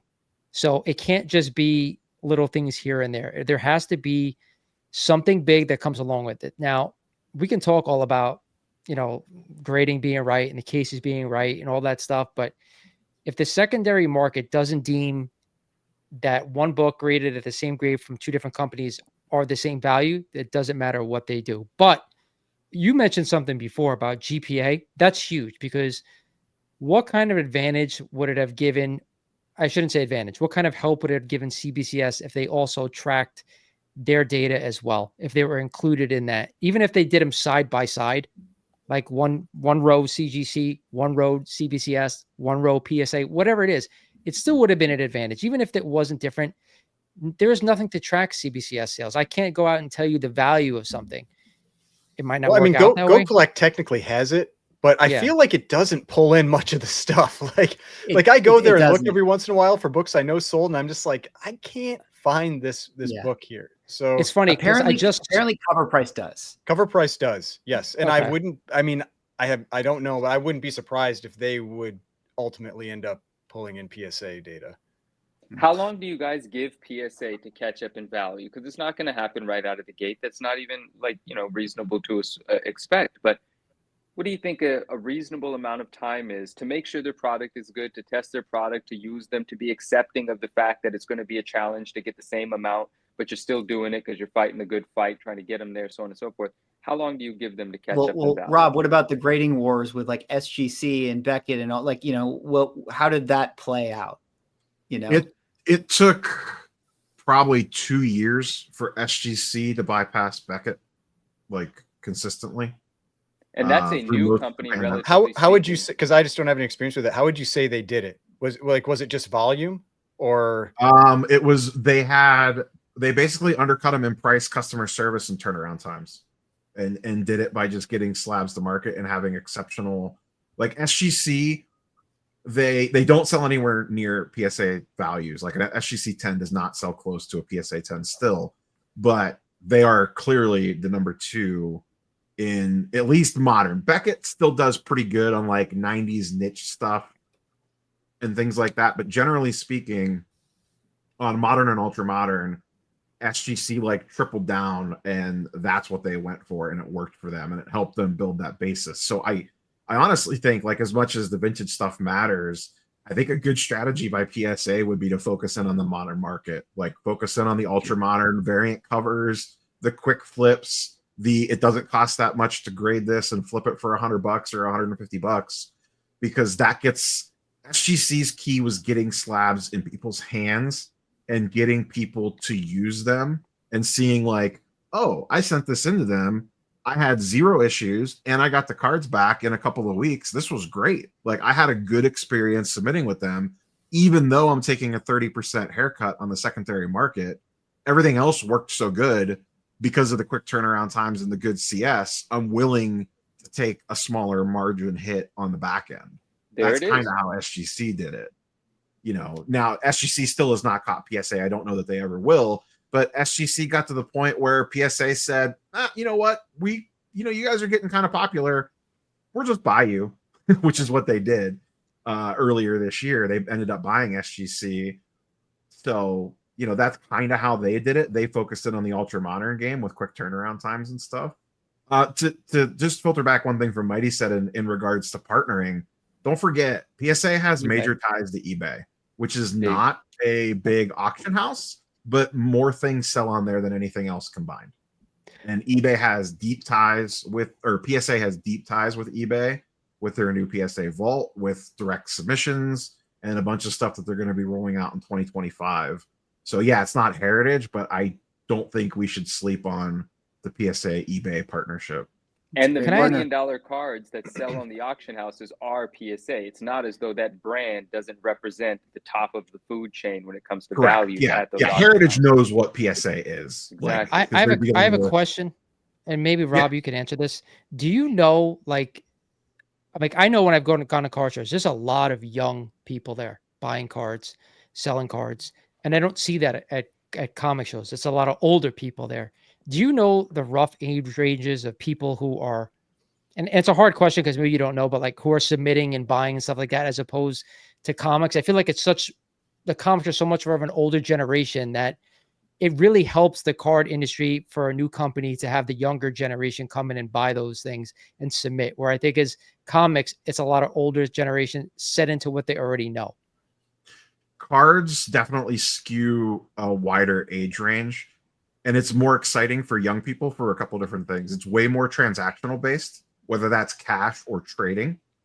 Like a lot of people just like to carry around a case and go table to table and trade, which in comics, that's not really a thing. You know, there'll be whole events built around called trade nights that are just literally everyone shows up and you just literally trade and buy and sell for 3 hours straight after a card show ends. So the transactional like nature, I think, breeds a much younger audience. The gambling mentality and gambling nature of cards makes it skew way more younger as well. It's way more exciting because of that gambling like nature, whether you're buying into a break, buying a box, buying a pack, submitting a card for grading, whatever the case might be. And for a lot of the younger people, it's the flip game. It really is. It's the buy it for 80, flip it for 100, buy another one for 90, flip it for 110. Cards are way more transactional, and I think that skews more towards the younger audience. Like I see way more. I mean, I see 10-year. Like I have been to shows and trade nights where a 12-year-old kid will walk up to me and swing his case around to me to look at, and it's filled with like $3,000 cards, $4,000 cards, $1,000 cards. And I'm just like, you have better stuff than I do. And the dad will be like, he started with a couple $100, and kids have the one thing that we don't. They have unlimited time, and they could sit and churn out $10 profits here and there and snowball it. And we just don't have that because we're adults and we have responsibilities. Like it's a way different scene on the card side than comics. So that was my question. Does it hurt PSA that the comic collectors are of an older range? That's my one worry that I have as well, that they don't have that younger generation to kind of fuel a new company. It's still some of the old guys who've been so used to what's in the past. I mean, the other argument could be maybe that's something that helps like rejuvenate comics. You know, like if you've got people who are like, oh, PSA does comics now, and then maybe they start getting like, that could be the other, like the positive angle that you could take with that same concern. Yeah. I think the thing that's going to have the biggest impact immediately from just like PSA existing in the market, and we talked about this last night, I wouldn't be surprised if you see a massive growth in magazines this year, in values and in submissions. I think PSA is going to hit it off immediately on the magazine side, and I wouldn't be surprised if you saw values of CGC magazines increase because it's people buying them to transition them into PSA slabs, or just the fact that the secondary market demand drives up prices in magazines in general because of people wanting to submit the PSA for them. On the comic side, I think I just think we don't know. We don't know how that's going to play out in regards to, the younger generation or whatnot. I can see them, Mickey and I have talked about it with the eBay partnerships and stuff like that. The liquidity to market that they could potentially have with the eBay partnership on those ultra modern variants and stuff, and being first to market on that stuff, I think could appeal, maybe not necessarily to younger people, but to dealers / flippers. Well, we had something today. We had the Lobo book, Omega Men 3. Imagine a world where you could buy that raw, have it go to the vault, slab it, relist. How long is that time period, though? How long is that time period that PSA you think can get those? Do you think that they can get that under 2 weeks? You're talking for like grading or just the whole getting it on market? Well, I guess it would be both. I mean, So on market would be the best because the reason why I'm asking this is because the window you have to make money on modern books is so small these days. It used to be a month or two. You could, flip a modern book, get it graded, and still make, a decent amount of profit on it. Nowadays, I feel like sometimes it's less than a week that you have. It's less than a couple of days you have on certain books. Yeah, you almost have to have it ready at that moment. Yeah. I mean, Yes. that's one of the interesting. Like you're talking about the $10, $20 like little transactions. That's one of the interesting things that I've really enjoyed watching on the card side. I watch a lot of those like seller POV videos that are, like where they're selling at shows. And it's really interesting to watch those sales because they really do they're like moving volume as fast as possible. It's and about it's how like can I making make like 10%, 10%, yeah, over and over again. The other thing I've always thought was interesting with that versus comics is, I mean, there's still the card side still has, people that have problems with grading and all that stuff. But on the card side, it seems like there's a lot less like stigma around talking about price. Like I see these videos where people are like pulling up what is it? TCG player, like, and like looking at prices with each other and that kind of stuff. Like if someone pulls up GPA and shows it to a dealer, that dealer wants to like punch that person in the face. Like, no, I mean, it's extremely common to like you and the dealer literally be looking at like the last 5 sold and being like, okay, like here's what it's going for. Here's where you're priced at. Like, can we meet somewhere? Like, where can we get to that we're both making a smart transaction here? Like, you're going to make the tricky part is cards sell a lot more, Like, so the tricky part is the volume of cards that sell is way higher. So you get kind of more like a trend you can follow versus like especially vintage comics. Yeah. But yeah, the other problem is like, cards in the case again are still the card, whereas the comic technically you're supposed to open up. So that's why there's always been that like allergy to slabbing and selling and flipping and all that stuff. But before I kind of move on to the next topic, just unless I wanted to answer Brian's question. Oh, go ahead. Go about the speed the market thing. So essentially, this is not fully live yet. They've been rolling this out in stages, and we don't know what'll be live day one when comic books go live. But we know that this is where it's going. Essentially, what PSA wants to have you do is you'll be able to directly submit eBay purchases straight to grading. Like you'll hit buy it now on eBay and say send the PSA for grading. So even if everything takes the same amount of time as CGC, you're immediately getting the market weeks faster just from the shipping. Because instead of it going from eBay to me, from me to the grading company, getting graded, and then back to me, and then to market, it's going straight to PSA, getting graded, and then going straight to market. So that alone saves you a week to maybe 2 weeks. The tricky part there is the pressing side. You have to really trust and like I said, pressing. But you're going to have they that did no matter announce who that you use, though. Like if I send it to CGC, I'm going to have to wait on their pressing, or if I send it to my own presser, you know what I mean?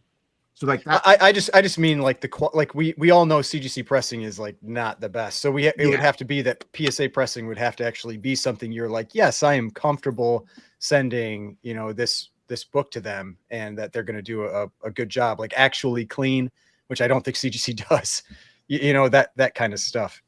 And I think also how when you're looking at a book and the condition at a book is much different than looking at the condition of a card when it's not in hand, when you're just looking at pictures. So that's a big deal too.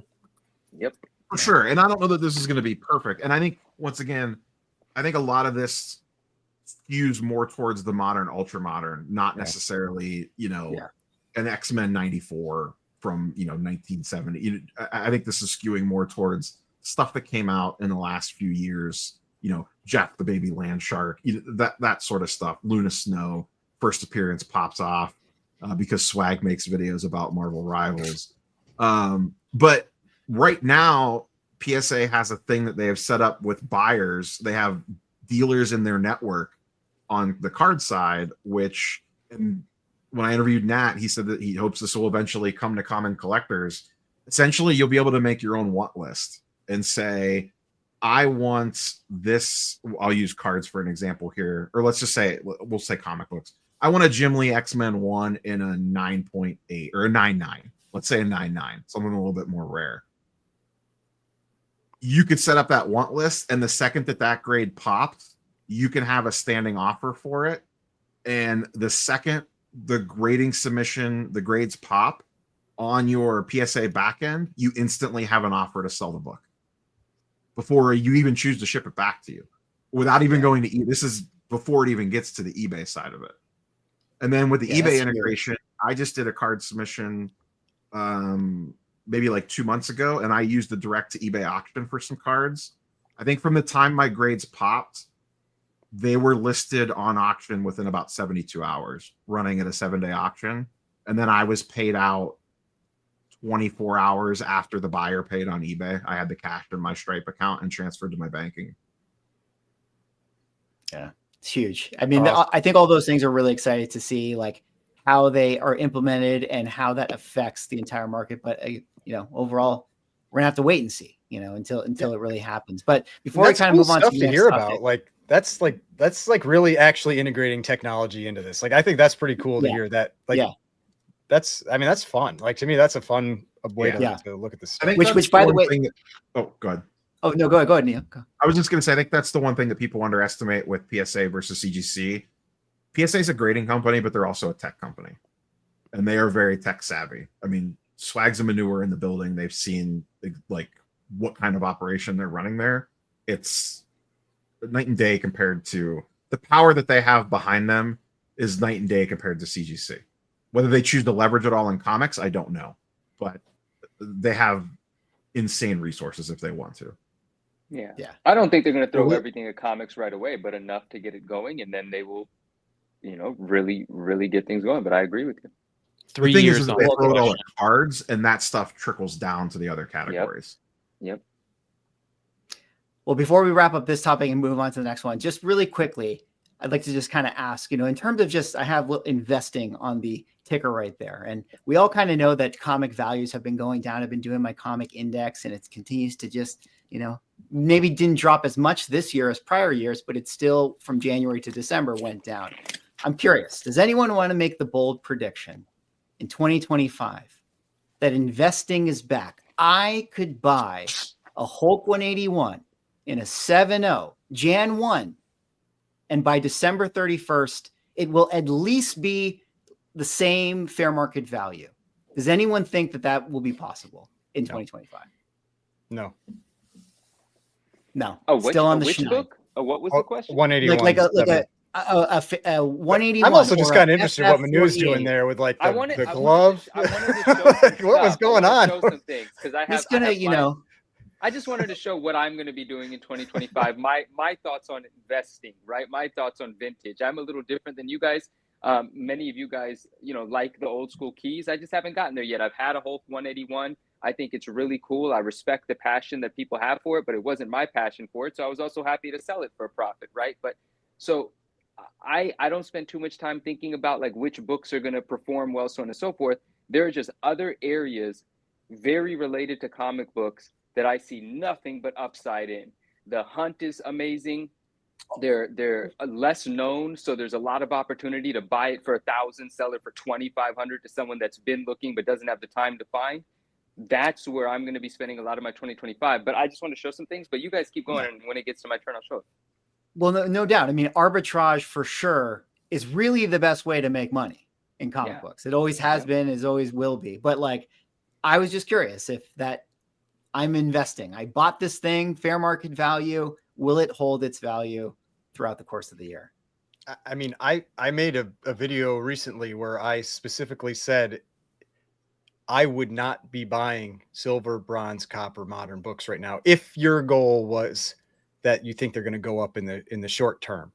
And I had a lot of people say, like, why are you saying that? It's only bad for things. But I'm just like, I'm not going to lie and say I think they're going to go up next year. Like, I'm personally, like, for that era of book, like, there are books I want to own in that era, but I would rather wait until I see, and maybe it never happens, I don't know. I would rather wait until I see prices start to like trend back up or be like just flat for a while before I would buy any of that stuff, because otherwise I'll keep buying the Golden Age stuff that I want.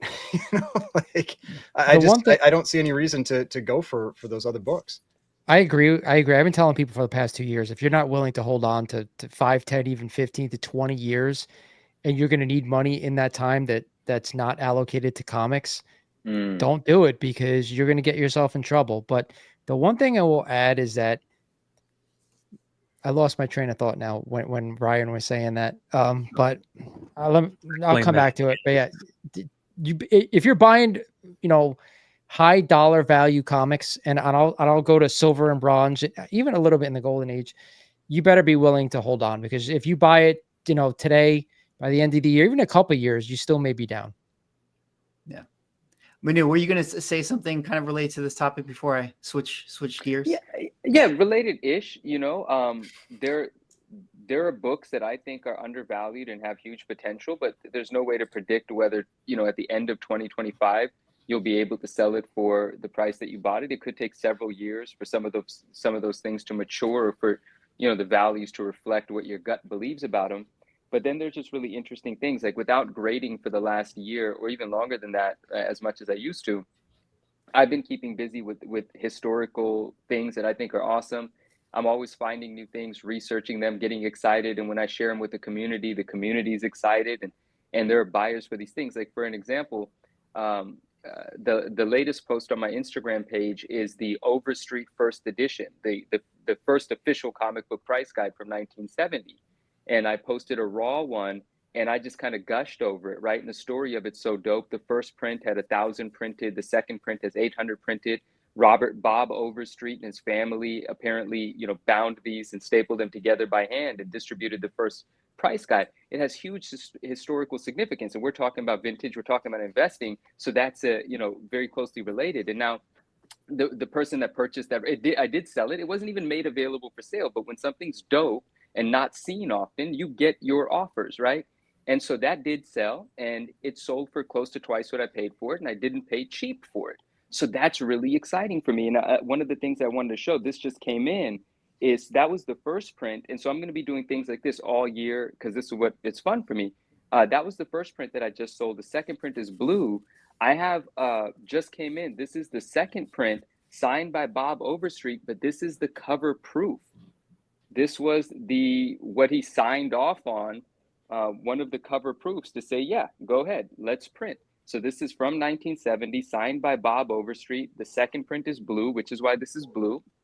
And on the inside page, which this doesn't have because it's just the cover, it would actually say second print. So stuff like this is super dope to me. And then, I'm a big Wizard guy, and people know that. And that's obviously big related to comics. And like the pocket guide, right? The Wizard pocket guide, not too many people know, but when they pop up, they sell for a lot. For instance, this raw copy was an arbitrage, and the friend that bought it is probably here watching, and he's not going to mind me saying, I was able to double my money on this, and this sold for close to $2,000. And I still have it because I'm going to photograph it and make a post and then ship it out. But these are really cool things. Only a few hundred of these were printed. Gareb Shamus, the founder of Wizard, printed this in 1991 in the back room of his father's comic book store. And this is what led to Wizard magazine. This is the second highest graded. But so for me, I love the idea of doing things like this in 2025, regardless of what happens to comic book values. Because if you're intentional about what you're hunting and you're able to find undervalued stuff, there's a margin for profit there. There's just more work to connect it to the passionate buyer. But that's my pleasure. Like, I like doing those things. So that's why I put on the gloves, because this is going to be 2025 for me. Yeah. I remember what I was going to say, if you don't mind. So the one thing what Ryan made me think of, and this is what I meant to say in the first place, was, back in 2020, when Instagram kind of to take off with comics, it became a huge thing. And it's so big now that silver, bronze, copper are so readily available every day. Any book that you want, you can go on Instagram right now and look for it. And I think it's been really bad for the values of comics short term. I think it's great for collectors who want to go out and buy books because they're always there and it's a great avenue.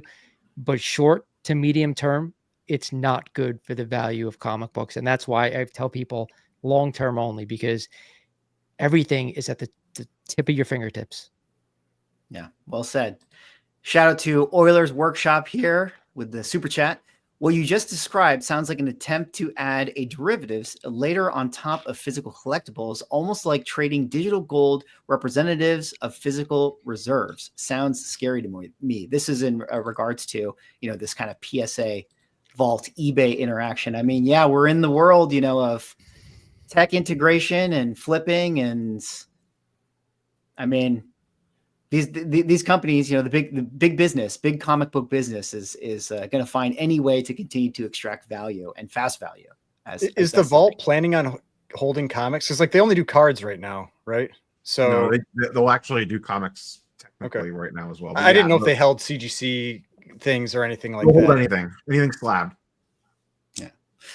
All right. Swag, well, just real quick, one thing on the 2025 value things. So me and you've obviously talked for years now on the whole, what kind of happens in cards ends up trickling down to comic books to a degree. Cards have always seemed to be the leading indicator on things over the last few years.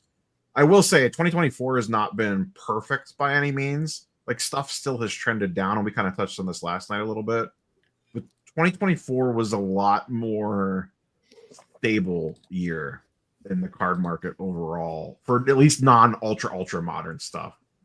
More classic cards have held a little bit better this year. They still trended down slightly, but we're talking 5 to 15%, not 30 to 50% like we saw the previous year across the board. So I don't know if that ends up translating over to comics or not. Maybe it's a little bit bigger of a lag time, but it does seem like more blue chip card stuff definitely. I don't want to say it didn't go up, but it did not go to zero like it had been. The crashing red arrow graph on the YouTube thumbnail was less, less pointing down. Not as steep. Yes, not as steep.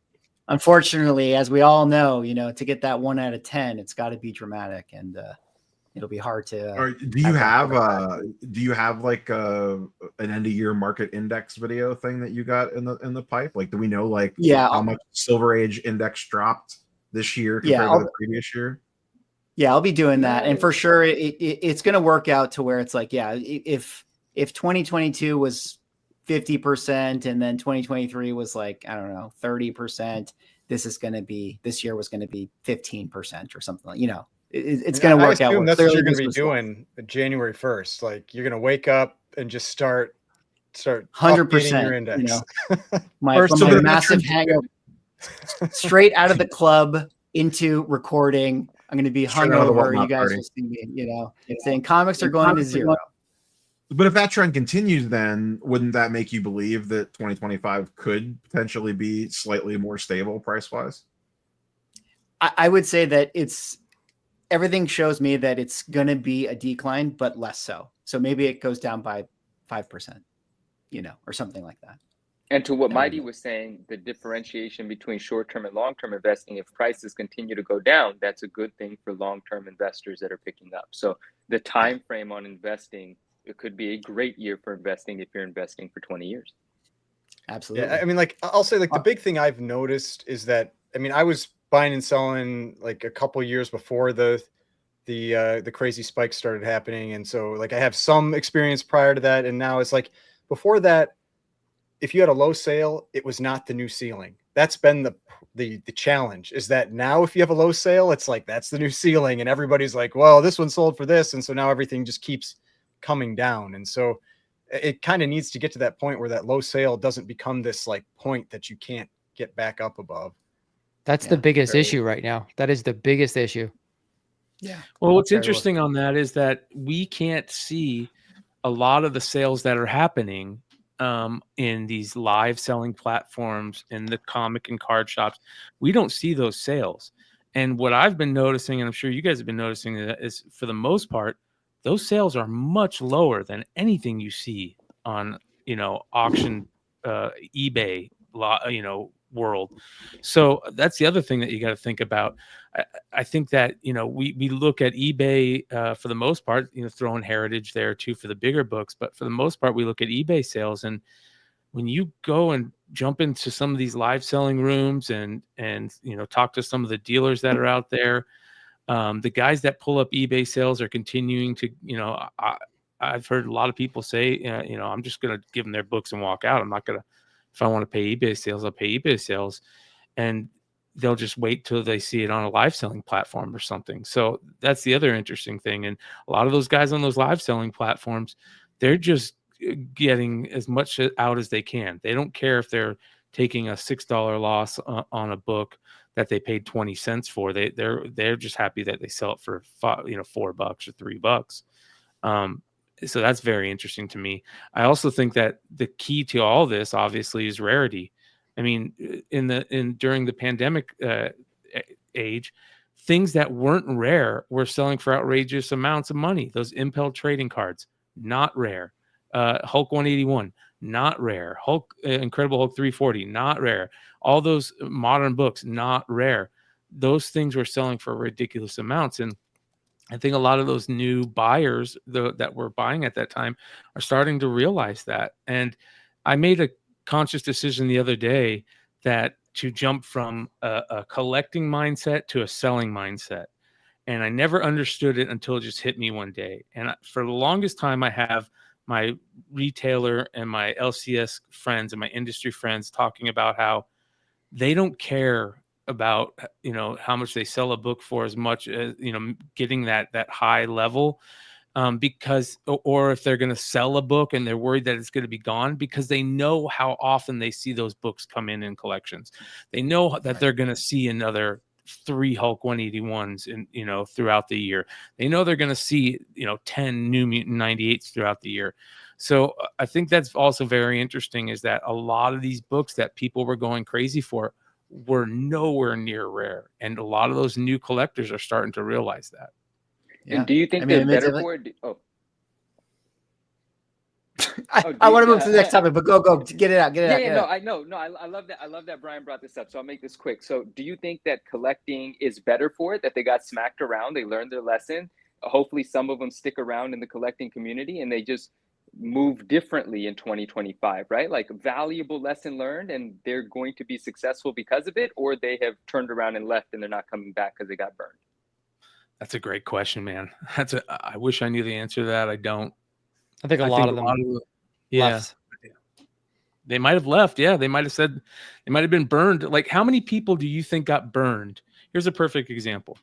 So many people out there got burned buying crazy retailer exclusives for $40, $50, $60 out the gate, going crazy for these things. And then 3 weeks later, or 3 weeks, 3 months, whatever, a short time later, they see that same seller offloading,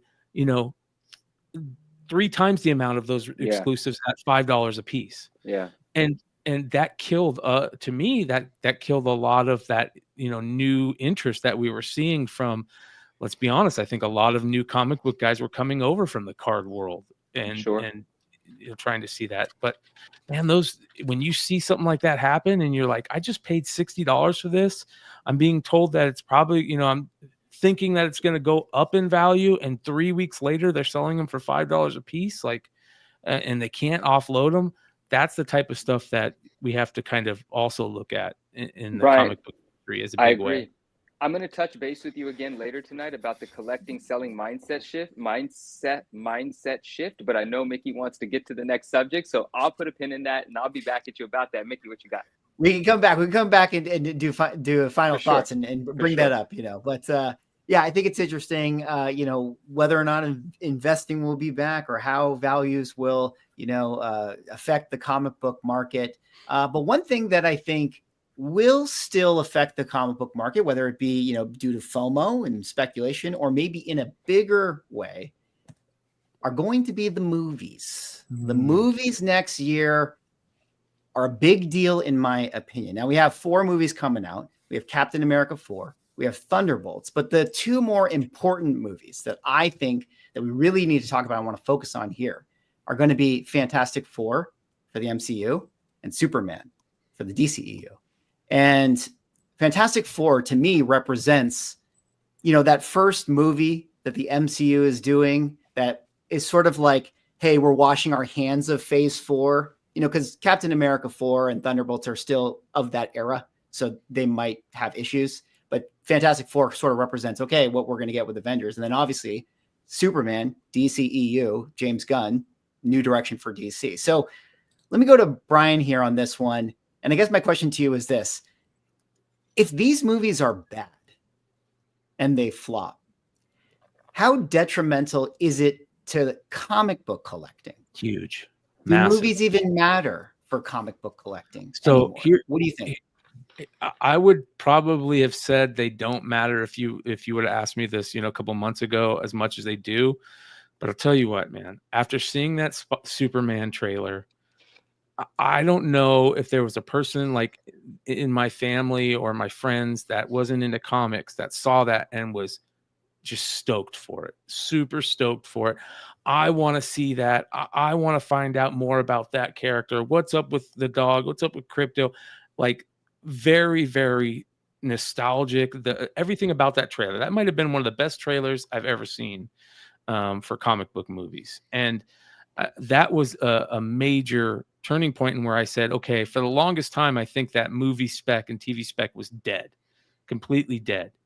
But if this movie is as good or better than we expect, or the hype that we're thinking, it could totally turn DCEU into what we were seeing with the MCU back during Avengers, Infinity War, Avengers Endgame, where you had all this spec. Everybody was specking on Thanos books. Everybody was specking on cosmic books. You would, a funny thing, I remember Suicide Squad came out and people are specking on characters that got killed in the first 4 minutes, like it was crazy. It was absolutely nuts. You could spec on D and E and F list characters and make money off of it. Do I think that's going to come back? No. But I do think that some of that, it could energize it. But here's the problem. It's a big problem. Those movies have to be good. They have to be better than good. They have to be better than our expectations. And because our expectations, I don't know about you guys, but my expectations are so low when it comes to any blockbuster, Star Wars, Disney, anything that's coming out. My expectations are way low. And the response from some of these test screenings, unfortunately, have been really, really bad about Superman. That scares me.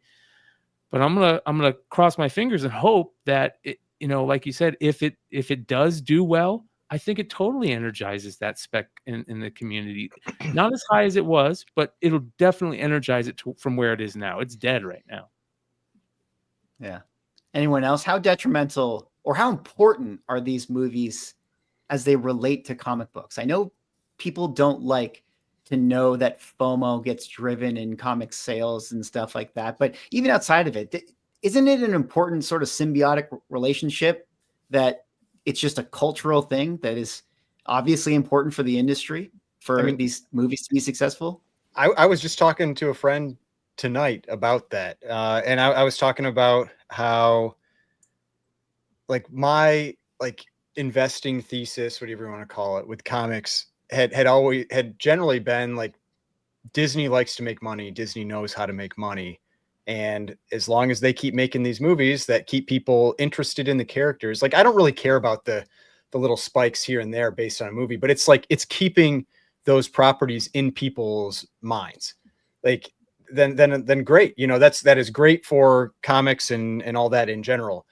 But man, the last 5 years have been hot garbage, just awful. And so, yeah, I also have very low expectations for I'm trying to think, I think the last Marvel movie I finished was Guardians of the Galaxy 3. I did not finish the Marvels. I did not finish Love and Thunder. I did finish the Doctor Strange one, but this is because I was in the theater. But I mean, if I was watching at home, I probably would have clicked it off. It's they haven't been keeping me interested. And I mean, I was different about the Superman trailer. I did not really care for that Superman trailer. Really? So the dog thing didn't work for me. And I love dogs. You maybe heard my dogs barking in the background. I love dogs, but that scene, just the cape on the dog felt too cheesy, I think. And I don't know. We'll see. I mean, I have a lot of faith in James Gunn because, like I said, the last full Marvel movie I watched was Guardians of the Galaxy. He knows how to make entertaining movies, and so I'm hoping that carries over here. Like, I don't want this stuff to fail. I want them to do well. But I do have very low expectations. I have zero expectations for Marvel. Like, they've got to prove to me that they can do something well. And I'm not going to be a person that's probably going to go see it like opening night or anything, just because I'm just like, why do I want to go like screw around with like opening night with a busy theater that for a movie that might be terrible. You know, I'm going to wait until I hear that it's actually worth seeing before I go and spend like the $70 it costs to see a movie here. So I mean, the one thing that I'm going to say is that people, no matter who you are in this world, for the most part, I think you know who Superman is. And every Superman we've gotten so far, James Gunn is going to give you a comic book Superman. So we didn't get really too many comic things in the original Donner movies, and for Superman and the Snyder Cut, to me, I thought wasn't a good reflection of Superman. You're already starting to see in the trailer that he showed that you're going to get a lot of things from the comics that we haven't gotten before with relating to Superman. And that may not go over well with a lot of casual fans, but the true comic collectors who kind of read a lot of stuff and know some of the characters. And I do believe James Gunn knows how to tell a story, and it'll be an emotional, good film. So I think the comic collectors who know who some of these characters are, they're going to get excited over it, but they're casual fan. And that's why maybe, Brian, they said a lot of people didn't test well because maybe they don't know all those things. So that's where I think we're forgetting. As far as Fantastic Four, if you look back at Marvel, they've had some good movies and they've had some bad movies, but there's only really been a couple of great movies like Infinity War and Endgame. To me, when you bring the Russo brothers back, you know what you're going to get. And that's why I think it was important for them to bring them back for Secret Wars. So when we get to Secret Wars, I do believe those movies will be fantastic, but that's also going to be the end of the MCU as we know it. So Fantastic Four is going to be, we don't know. Right. What about Manu or Neo? You got thoughts on the movies next year in any way? I don't watch movies. Neo, you? I don't watch movies. I'm not a I'll DC elaborate on that person. later. I'm not a DC person, so the Superman trailer did nothing for me. Like it, but I'm not the target market for that. But it definitely didn't entice me to run out and see it night one at the theater. But I don't know what would have, just because I'm not a DC guy. I'm hopeful for Fantastic Four, but it's such an unknown at this point. Like, we've barely even seen a teaser image, let alone a trailer. Most Marvel stuff fairly recently has been very hit or miss. Actually, maybe this is a hot take. I actually didn't think Agatha was that bad. The last few movies have been pretty bad. I thought it was pretty good. I actually thought Agatha was, my wife and I both really enjoyed watching Agatha. I know that's not a movie, but when I saw chat talking about it, like, I'm more excited for what Daredevil could be than I am the Superman movie, to be quite honest. That's fair. Well, I mean, for me, I got canceled because my read on the Superman trailer was that I just thought it was okay, and that was not acceptable based on the comment section for me, because I was like, it's just okay, I mean, like, I think we live in a very polarized world where okay means something to certain people that are rooting for that film. Like, 'cause to me, it's like, of course I want it to be successful. I would love to go watch a great Superman movie. Superman's my favorite DC character, like, hands down. Like, unironically, I love Superman. I mean, I'm a Captain America fan. Like, I like a good Boy Scout. So, like, I like that character, and James Gunn is great. I love all his movies, and I know that it's going to be competent, like, for sure, because it's going to be a B, but in truth, I think it needs to be an A, if not an A+, because it has to be, because if this is going to kick off this grand DC UEU and all this stuff, like, again, just from a numbers standpoint, if it doesn't make at least $800 million minimum, if it doesn't make that much money, like, Warner Brothers, at a certain point, you got to be successful with your movies. They lost so much with Aquaman and The Flash, and I know that that's not James Gunn's fault, but that's still their business. That's still Warner Brothers coffers that they're going to use to fund, this entire universe. So if it doesn't make money, like, and they're like, we can't make money with Superman, why would they think that they can make money making a Booster Gold TV show. You know what I mean? Like, I forgot I did watch The Flash. That was an entertaining movie. I'll give it that. Like, there were some parts. Deadpool and Wolverine was great. I love that. I actually that. really love Oh yeah, I haven't seen Deadpool and Wolverine yet. Wow. And I mean, the other thing, if we're looking back at last year, I mean, X-Men 97 was one of the best things to come out in the last. Yeah, forever. that was great. Like, But why was it so good? Why was it Yeah. so good? I mean, it just got the X-Men right, in my opinion. The writing. Yeah. Yeah, the writing. And then they fired the guy.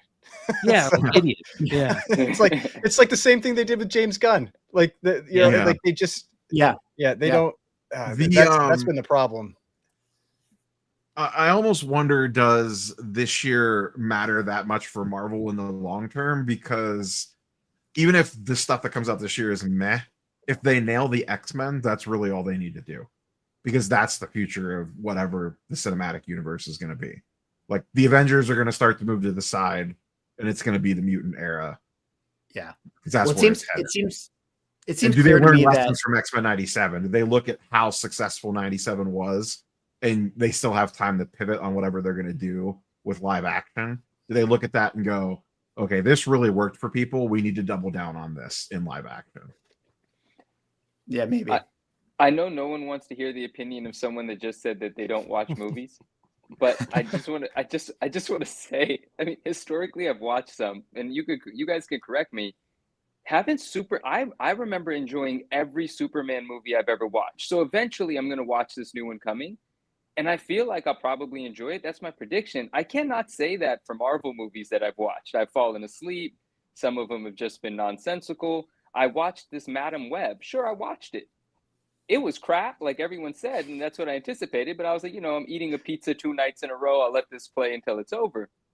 But haven't Superman movies always been great? Like, that's what I remember. They've always been like big and leave you feeling fantastic after. I just hate the only one I didn't like was Superman 3. I think the rest I'm with you on that. Yeah. Even the original Superman 3 I could watch. Reeve Superman. Yeah, Christopher Reeve Superman was fantastic, but I like what's his name's Henry Cavill, sort of like some of his portrayal of Superman I thought was okay, but I didn't think that Zack Snyder movie, it had issues in my opinion. It was writing. It was all writing. Yeah, Cavill wasn't the problem. Cavill's a great Superman. He's perfect. He should have, like, I was kind of bummed out that they didn't keep him as Superman, but I knew that they were going to have to, start it over. But we have to remember also, and you hit it on the head, Superman is their Iron Man. Like, that has to be a hit. Iron Man was so good, and it shot everything into it. People went, okay, that means that this is coming, got people ready. And that's what Superman is. Superman is all that. You have the Authority coming, you have Superwoman coming, you have the Green Lantern stuff coming. All of that stuff is coming at the same time as DC is starting this whole new absolute world to try and play in on that, give people a nice, easy jumping on point that are coming over from the new movies. So if that Superman is trash, it really throws a lot of lump in there, a lot of coal in there. For Ninja Comics, I think the way that we're saying Superman is Iron Man, it's like the movie like Iron Man was so good, the universe built off of that. That's what. It's not like they're not. I mean, I would say they're both A-list characters now, but Iron Man was not an A-list character, 14 years ago. I would like to selfishly ask one more question. I won't say anything else about movies, but while I've got you guys, I am against subscriptions. Like, I don't like paying for stuff, right? On a monthly basis. But if I had to, in 2025, pay for one subscription to one platform or wherever to stream movies from, what should I get? I have Netflix, but like, YouTube. I don't have Disney Plus, so I've never seen the X-Men cartoon, which I want to.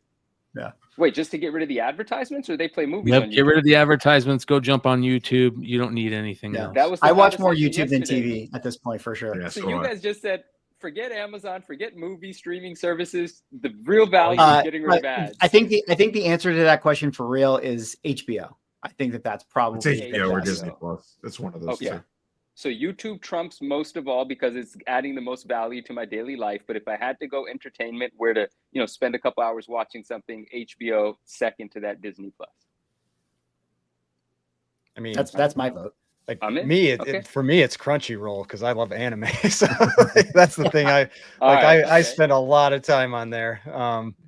But like Amazon is just like a freebie that you get. Like you're getting that for the shipping, right? And then you, Yeah. they have a lot of good stuff on there. Like Amazon's a pretty good one.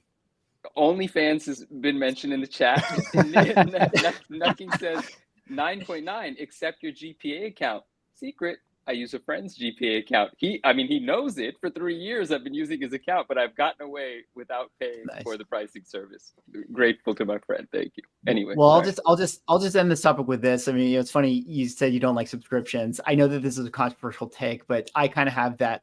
I don't know if you guys saw Quentin Tarantino had a clip where he was on, I think he was on Joe Rogan, and he was saying how he doesn't like TV. I kind of like have that same attitude where I also don't like TV because it's like the engine is for it to just never stop.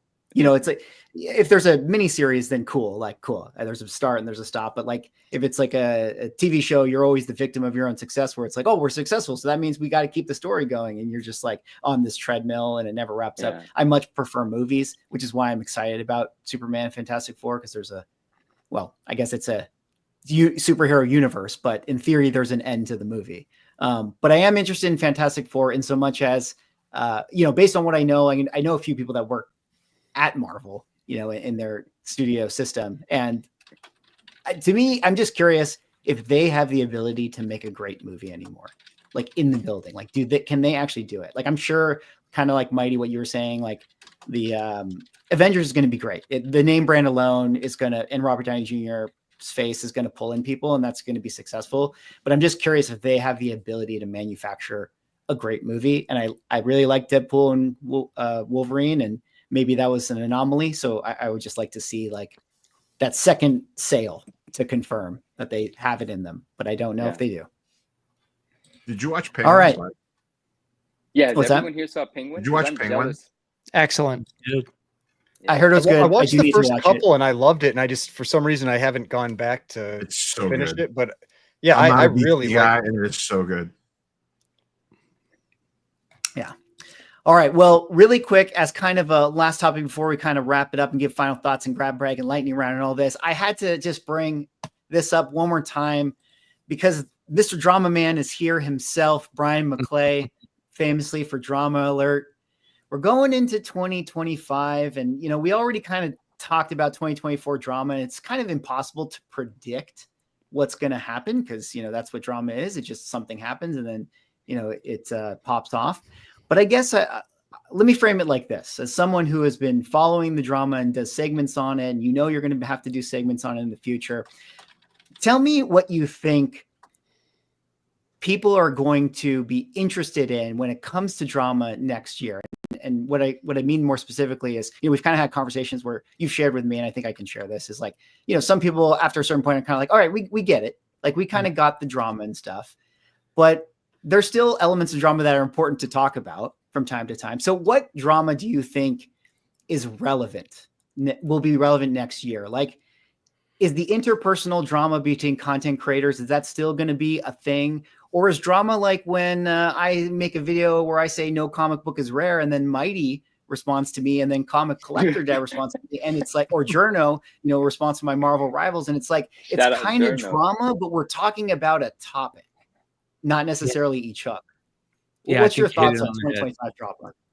I think people are sick of the drama and the community drama. I think it's a real turnoff. Whereas at the beginning of last year, I think it was kind of like the hot button that really took off with the whole Sticky Goose thing. And I think for the most part, people are kind of tired of the community drama. I think that there will be little sparks of it here and there, but most content creators that I think that are really, talking about that are getting tired of talking about it. Welcome to my world. It's not fun to talk about community drama. And then the problem happens is when it happens to you, right? And if you're a content creator, because we all know what happens when somebody takes a shot at you, you feel a way about it and you want to take a shot back. So I think that's the thing when it comes to community drama. It all depends on where that community drama happens to how much we see of it. for me, I'm trying really hard to keep the drama alert, the comic book collectibles drama alert segment more towards the things that you're talking about. I'm talking about, diamond issues, thefts, things that, is bad stuff that's happening, but that might have, might be able to be fixed, and you can kind of turn it into a good thing, because people are just tired of the drama stuff. There will be places for that drama to foster, but it won't foster everywhere like it did at the end of this last year, this 2024. I think there was at some point during the end of 2024 where most people saw a big bump when they would talk about certain drama aspects, and then they said, okay, I'm going to stay on that, and they kind of rode that wave. But I think that that wave kind of killed itself out, because people are really tired of it. And who wants to see it? Especially I think that we're seeing some changes in the whole world, and people are, hopefully trying to say, okay, we've got these changes happening. Let's try and think different about things. Or we're seeing some things that can make us, we all want, to get for our money to be more valuable. We all want for our jobs to be more secure and stuff like that. And I think that's kind of where a little bit glass is half full rather than glass is half empty type thing. But the drama stuff is very tough to deal with when you're a content creator, especially when you have, I've kind of pigeonholed myself, I guess, or that's my albatross right now, is that I have that segment on one show, but because that segment has kind of been popular, people kind of look at me as, okay, that drama guy, which I don't have a problem with, but what I'm getting at is it gets tired talking about that community drama. It does. It's not fun. As a matter of fact, we were doing a drama segment the other night. Somebody sends me the Sticky Goose content where he's trolling these NFT guys, and at some point in the video, I just is like, this is cheesy. Like, I don't even want to finish this video. It's not. It's kind of gotten to the point where it feels forced. It feels fake. It doesn't feel like it's even worth reporting on to this point. So I'm going to stick towards that industry stuff, that industry drama and stuff like that for the future. But there will be places where it'll grow, and it'll foster little clicks, and we'll see what happens in those places. May I jump in here, Brian? I want to piggyback right off of what you just said. So it's like, you have the drama segment, but you also, hey, Drew, what's up? Hello. I had to bring on the man who obviously, he's the biggest drama. That's right. I am the problem.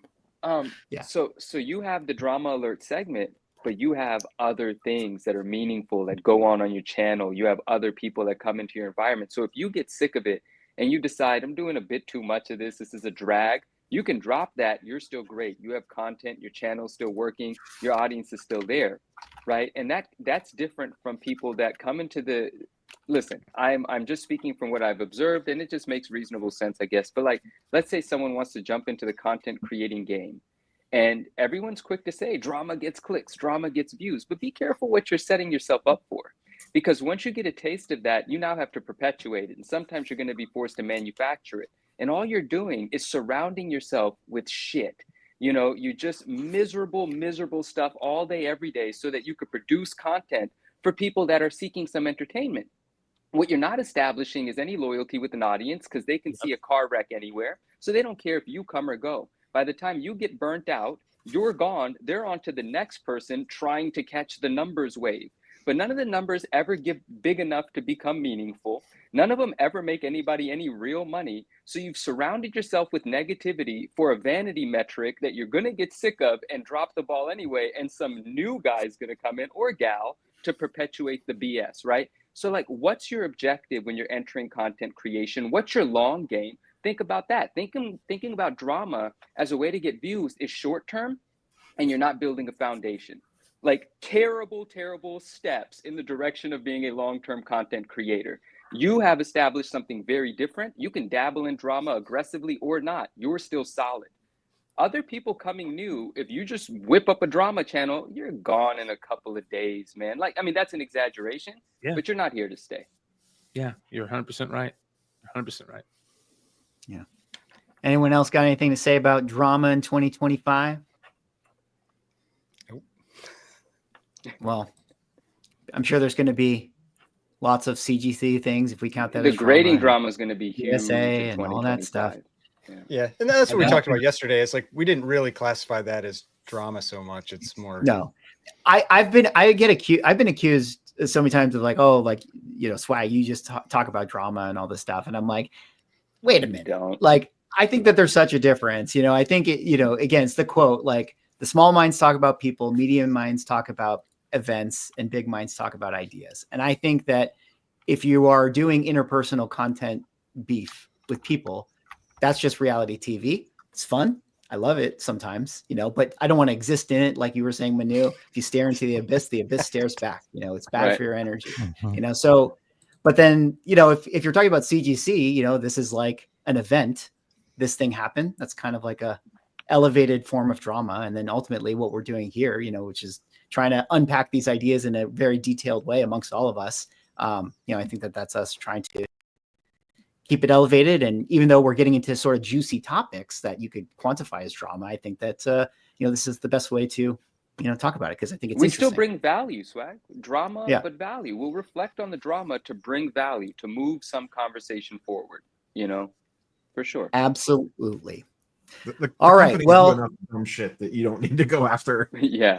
individuals to find your Amen. drama. True. Yeah. All right. Well, a couple more things as we wind it down, guys. I mean, I want to just say shout out to the panel. Shout out to everyone in chat for hanging out tonight. What a stream it's been. What an exciting time to be in the comic book hobby. 2025 just around the corner. Drew, I Yo. feel like because you hopped in, I got to just throw you a bag here. We're in the grab bag section. I just got a quick couple All of right. topics. I'm just going to throw it out to each person, and you guys just got do to it. run with it. But I'm going to say this, spoiler alert for one of my predictions for my predictions video of 2025, my individual predictions. Okay. One of them I have is Comic Cons. I think Comic Cons are going to be massive. And I think that New York, San Diego, C2E2, I think they're all going to get record attendance, or they're going to go back to pre-COVID attendance. I think it's been long enough. Anime. Or anime, yes. Celebrity. Anime, Yeah. anime cons are huge, but I think that, you know, I'm hopeful that the economy will be a little bit better. Maybe people are more willing to spend that money to go to San Diego or New York or whatever, and they'll have a little bit more of that, you know, discretionary income to spend. And those attendances, which, as maybe some of you guys know, like, while last year was great as far as attendance for, say, like a San Diego Comic-Con, it still is not like it was pre-COVID. But I think that this year we have a chance to do that. But Drew, what's your thoughts? Grab bag topic 2025 cons, whether they be Como Con or San Diego Comic Con. Yeah. My hope and what I think is probably likely to happen is I think you're going to see a return of the major cons, like the cons that are well established, whether they be the big ones like you talked about, NYCC, C2E2, ECCC, San Diego, even some of the other ones like Fan Expo Dallas has kind of made some gains over the years, like, and established itself pretty well. Baltimore, Planet that I do in Kansas City is really solid for a Midwest show that's not in Chicago. I think you're going to see the field hopefully work towards narrowing, because I hope people are going to start returning to just the proven shows. And then I think you're going to continue to see the small local comic shows, more so than comic cons, really continue to gain back some, I don't know how best to put it, just, increase their slice of the pie, some more market share with that, because I think people have finally realized that what we roll up into the phrase of Comic-Con has very, very little to do with actual comics anymore.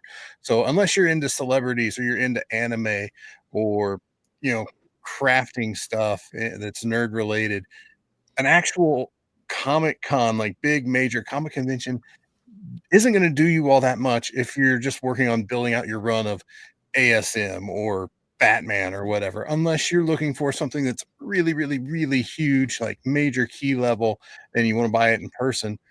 I don't think you need those big cons. You're going to start gravitating towards those littler shows where you can get a lot more value and actually find more of the stuff that you're looking for. So that's what I'm looking for in 2025. Completely unrelated to the fact that I'm doing my own show now, and we're going to do 2 in 2025. Completely unrelated, but yeah. Well, if you're in the Midwest, I love our small local shows. Yeah, they're Like, fantastic shows. That's what I go to, and it is just cards and comics. Like half the room is cards, half the room is comics, and they are generally pretty busy.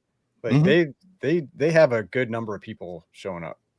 Yep. Yeah, even if it's just 100 or 150 people in a American Legion Hall, like a show I do in St. Louis, 150 people in a room that's small enough feels like a lot of people. And as long as they're the right 150 people that are spending money, it can be even better than some of those big multi-day shows where you're standing there in the mass of people and they're all just walking by to go get a autograph in Celebrity Row. Yeah. All right. Well, Neo, I got one for you now. We got to talk about taxes. All of a sudden, I know it's not financial advice. This is not financial advice, boys and girls, but the $600 rule, the itemization, that was a big deal, was supposed to come in, and that was going to have an effect on a lot of, flippers out there, right? Where all of a sudden your PayPal is going to send you a 1099K or something, or your Venmo or whatever.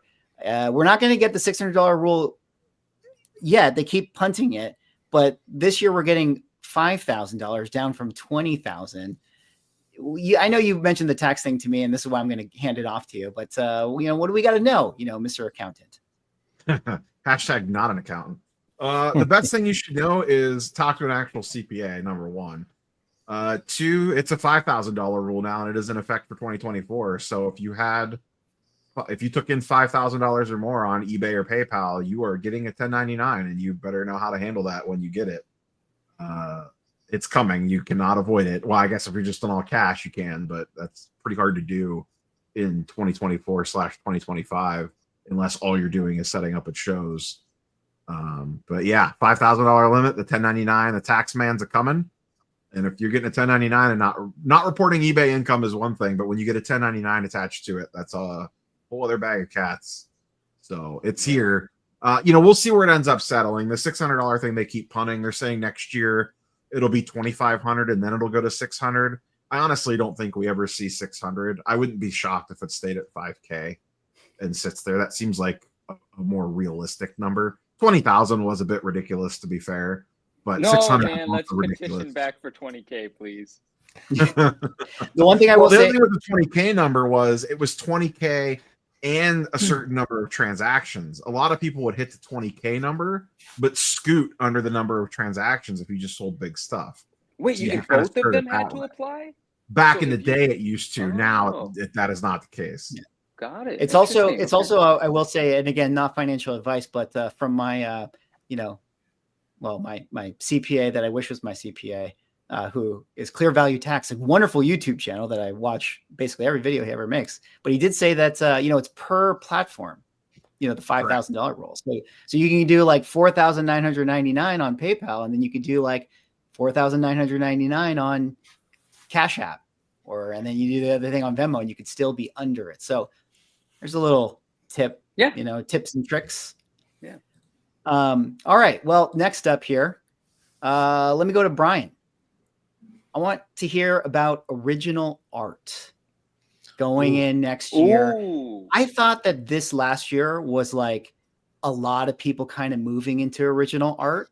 But if I'm being fair, like for me, anecdotally, if I made a video kind of covering like, oh, here's the Deadpool page that sold, views weren't high, right? And it's understandable. Not all comic book collectors want to hear about original art. But if I were to make a prediction, I think it's still going to trend upwards, and more people in comics are going to like start to move over to that original art. But what's your take on where we're going with art in 2025? All right, so I got 2 big things for 2025. One of them, obviously, you hit it. The original art game is going to continue to gather new fans. I think that the original art collectors are at the tip of the spear.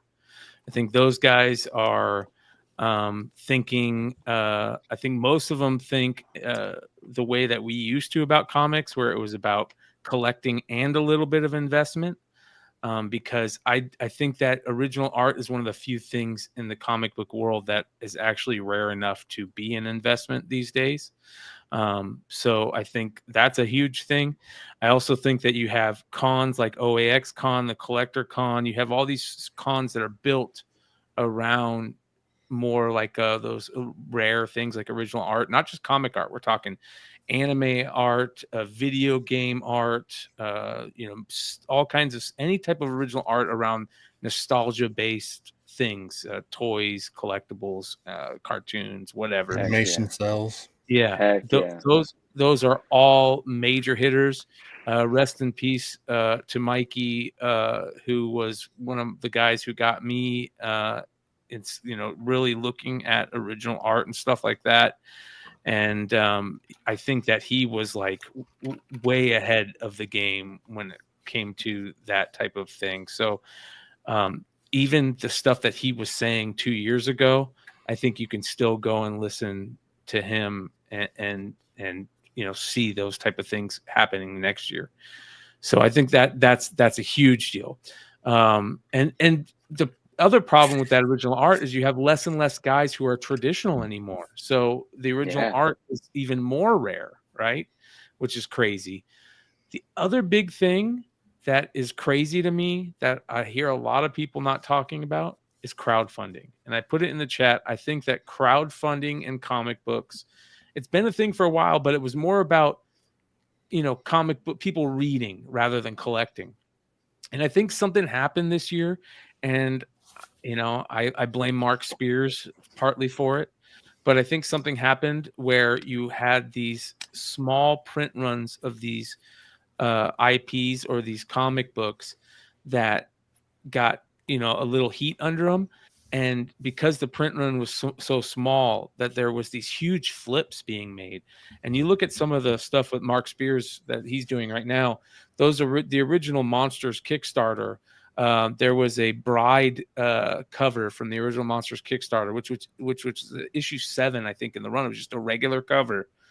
And it sold the other day for like $900, $800 or something like that. So there are ways to make money speculation wise in that game more than ever. And I don't think that's ever been the case with crowdfunding stuff. Yeah. It's interesting that you brought that up. I keep going back to like my video set. I'm going to do like predictions and stuff. But one of my predictions for 2025 was my drama prediction is that I think that we're going to get our first, not a first, but I think we're going to start to have crowdfunding issues within comics because it's been going it had a bunch of issues years ago when it started and but it's picked up and gained steam and everything. But I just kind of feel like we've been sort of in smooth sailing with it for the last couple of years. And a lot of the big publishers have been using it and artists and big money's going into it. I don't know. We haven't, it's like the wall of worry. There hasn't been when a you say big, issues, do you mean people not delivering or do you mean not enough funding for all the stuff that people want to get done? I think it'll be something not enough, not delivering, not getting fulfillments, or it'll be something like Brian said, imagine something gets spec'd on and then, I don't know, there might just be some scandal. What if the creator, they make more, or something like they that. held back a stack of books. Yeah. And then they start, or something.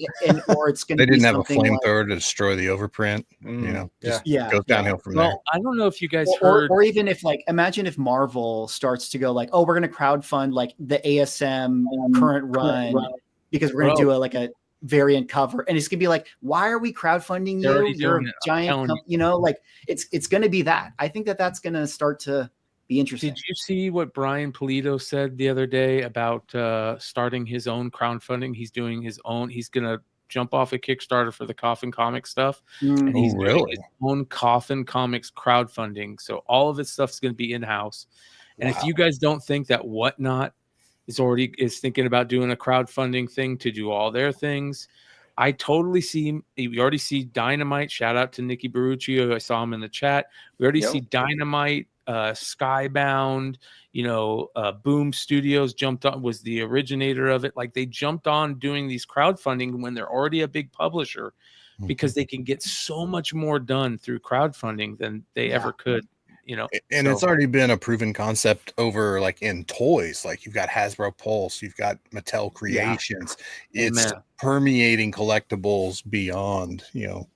just and Like not Todd only- McFarlane does crowdfulfunding for his Yep. stuff. yeah. He did that giant It's like a spawn. huge name. It's like, give me your money. Yeah, and there was that the Skybound thing kind of did this weird crowdfund like that was big pushback too. But so I think some things like that are going to start to bubble over. That's my kind of prediction. But let me kind of move on here and shout out to Dev in the chat who mentioned AI. This is what I was going to go to Manu with. Oh, AI. Oh shit, you're hitting me with this one. Grab Damn. bag topic. AI art, AI and comic industry. Just the blanket. AI. Tell me about it. I mean, it's here. It's here to stay. It's hereer to stayer. It's just going to get more of everything that everyone doesn't want it to be. There's no fighting it. There's no avoiding it. Integrate it. Learn how to use it to your benefit. Learn how to profit from it. Learn how to take advantage of it. Learn how to identify it. Hopefully corporations and companies do the right thing, marking and tagging images and artwork that was, either fully created by or AI contributed to. But the idea of, holding on to principle and avoiding it, you got to let go of that. It's not going anywhere. It makes things too easy, too quick. It makes the companies more profitable. It's going to make creatives have to be, a different sort of creative. Somehow introducing humanality, a personality into your work that's identifiably you is going to be the key. That's going to be the ticket. Because in terms of just making something that has eye appeal, well, that's done in 5 seconds, right? So if you were just trying to create something that looked good, you're done. If you were just trying to write an email, it's written already.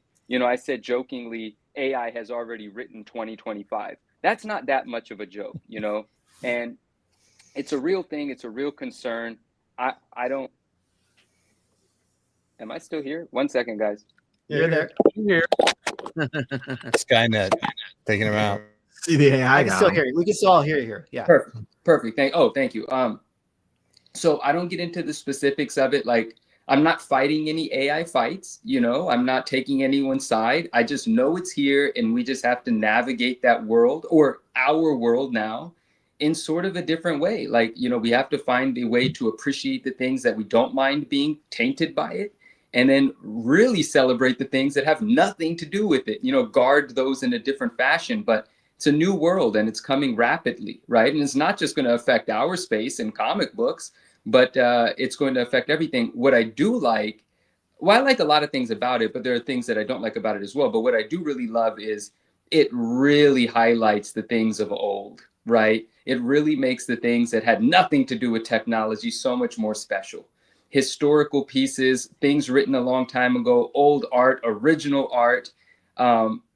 Those are treasures, even more now than they were before. So I guess that's my AI thing, without getting into the weeds of all things AI. Well said. Can I jump in on that real quick? Yeah, just real quick. Yeah. So I just thought it would be funny. I just went and looked on Chat GPT. What are the new things that will happen in the comic book industry in 2025? And it kicked out. Oh. DC Entertainment is set to revolutionize digital comics by introducing vertical scrolling formats to optimize for smartphones. Marvel is also adapting its publication formats. Market growth, it says global comic book market is projected to experience substantial growth. It says the new releases and industry speculations in January 2025 will see a variety of new comic book and manga releases from publishers like Panini, Planeta, Mostros, Norma, all these names that we don't normally hear. So that's very interesting. So even AI will tell you what's coming in 2025 better than a lot of us can. So yeah, I don't know. It said growth, so Well, it's on the back of manga. It's not comics. it doesn't know. I wonder if it's throwing manga into that. Well, speaking of growth, in a niche thing, Ryan, I'm coming to you with this one. I went back and I looked at my predictions for 2024 video, and one of them was pulps. This year we got pulps, and they came out, and it was like exciting for like 2 days, and then I feel like I didn't hear about it ever again. Even the sellers who were selling pulps, like I feel like I didn't see them post as many pulps anymore. 2025, sell me the dream. Like, as a golden age person, like, are pulps ever gonna hit? Is this a real market? I mean, I was telling people not to buy them. So I'm like, my stance on pulps was, and it still is the same. Like, if you like pulps, cool. But I said, wait a year or two after the CGC grading stuff, you know, for like prices to get a better idea what the prices actually are with them, because they have a census, but that census is, you can't trust it for a while. And it's because you don't really know what's out there. But I mean, I'll be honest, like, I've been fairly surprised, at least with like the well-known pulps, they have continued to sell for some pretty big numbers.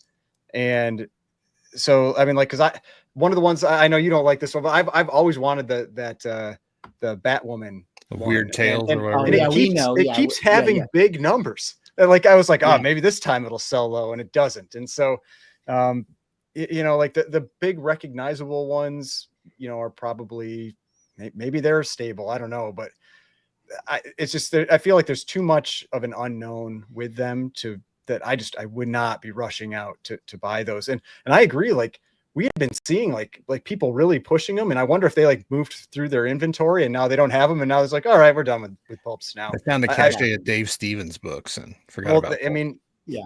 it's often the similar people we saw selling Dave Stevens and Bronze Age Horror. Bronze Age Horror. You know, like all that kind of stuff. So yeah, I mean, I think anything like, I mean, if you like the collectible, yeah, go out and buy it. But I think that's the risk is still high on like, you know, people gradually coming across, seeing those sales numbers and maybe having boxes of pulps. And I know a lot of pulps don't have any value. I mean, are very low value. Like I watch a lot of the like A1 Comics sales, and they usually have like a pulp segment, and it's like they have tons of them that they sell for like $10, $20.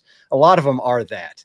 And so you just gotta, like, I imagine like every big collection like that has some big ones sprinkled in. And so you just gotta be careful with it.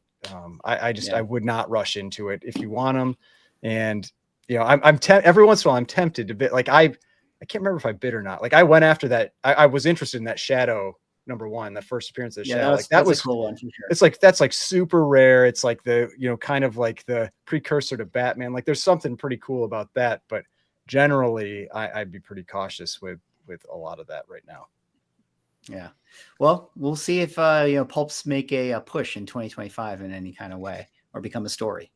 All right, Mighty, last one for you here. I got you know, you talked about selling platforms and like how many there are and the availability of it. I thought eBay Live was going to be a thing this year. Still kind of not a thing, you know, but they were at New York Comic Con and they did have a big presence there, and that was kind of interesting. So in 2025, let's say eBay Live officially launches. We're out of beta. It's now out to the general audience. Based on what you've been saying with the availability of books and selling platforms, do you think that this is a good thing overall? Do you think people will hop on this? Is this going to be a silver bullet to all your selling platform needs? No, I still think Whatnot is a better platform in my opinion. It's more user friendly, the ease of use for that type of selling. So no, I think it's just another avenue for people who want to sell books. And now that Whatnot has kind of, I don't want to say cleaned up its image a little bit, because that's really what they've done. It's just, it's going to be personal preference. To me, I'm not even sure how to get on eBay Live. You know, I get messages all the time about here, so-and-so's going live, so-and-so's going live. But if I had to go search for a live stream that I'm looking for, I have no idea how to do it. But if I, you know, Metropolis will go live sometimes and I'll get a notification, I'll hop on for a little bit. But outside of that, no. I don't think eBay Live makes a big dent. I think it depends what the collector is looking for. There's a lot of different collectors that collect a lot of different things. So a certain type of collector may find what they're looking for on one platform versus another. And that's how I think it's going to play out. Yeah. Well, we'll definitely have to see. And with that, we're going to get into our final thoughts. Gentlemen, we've done an amazing job.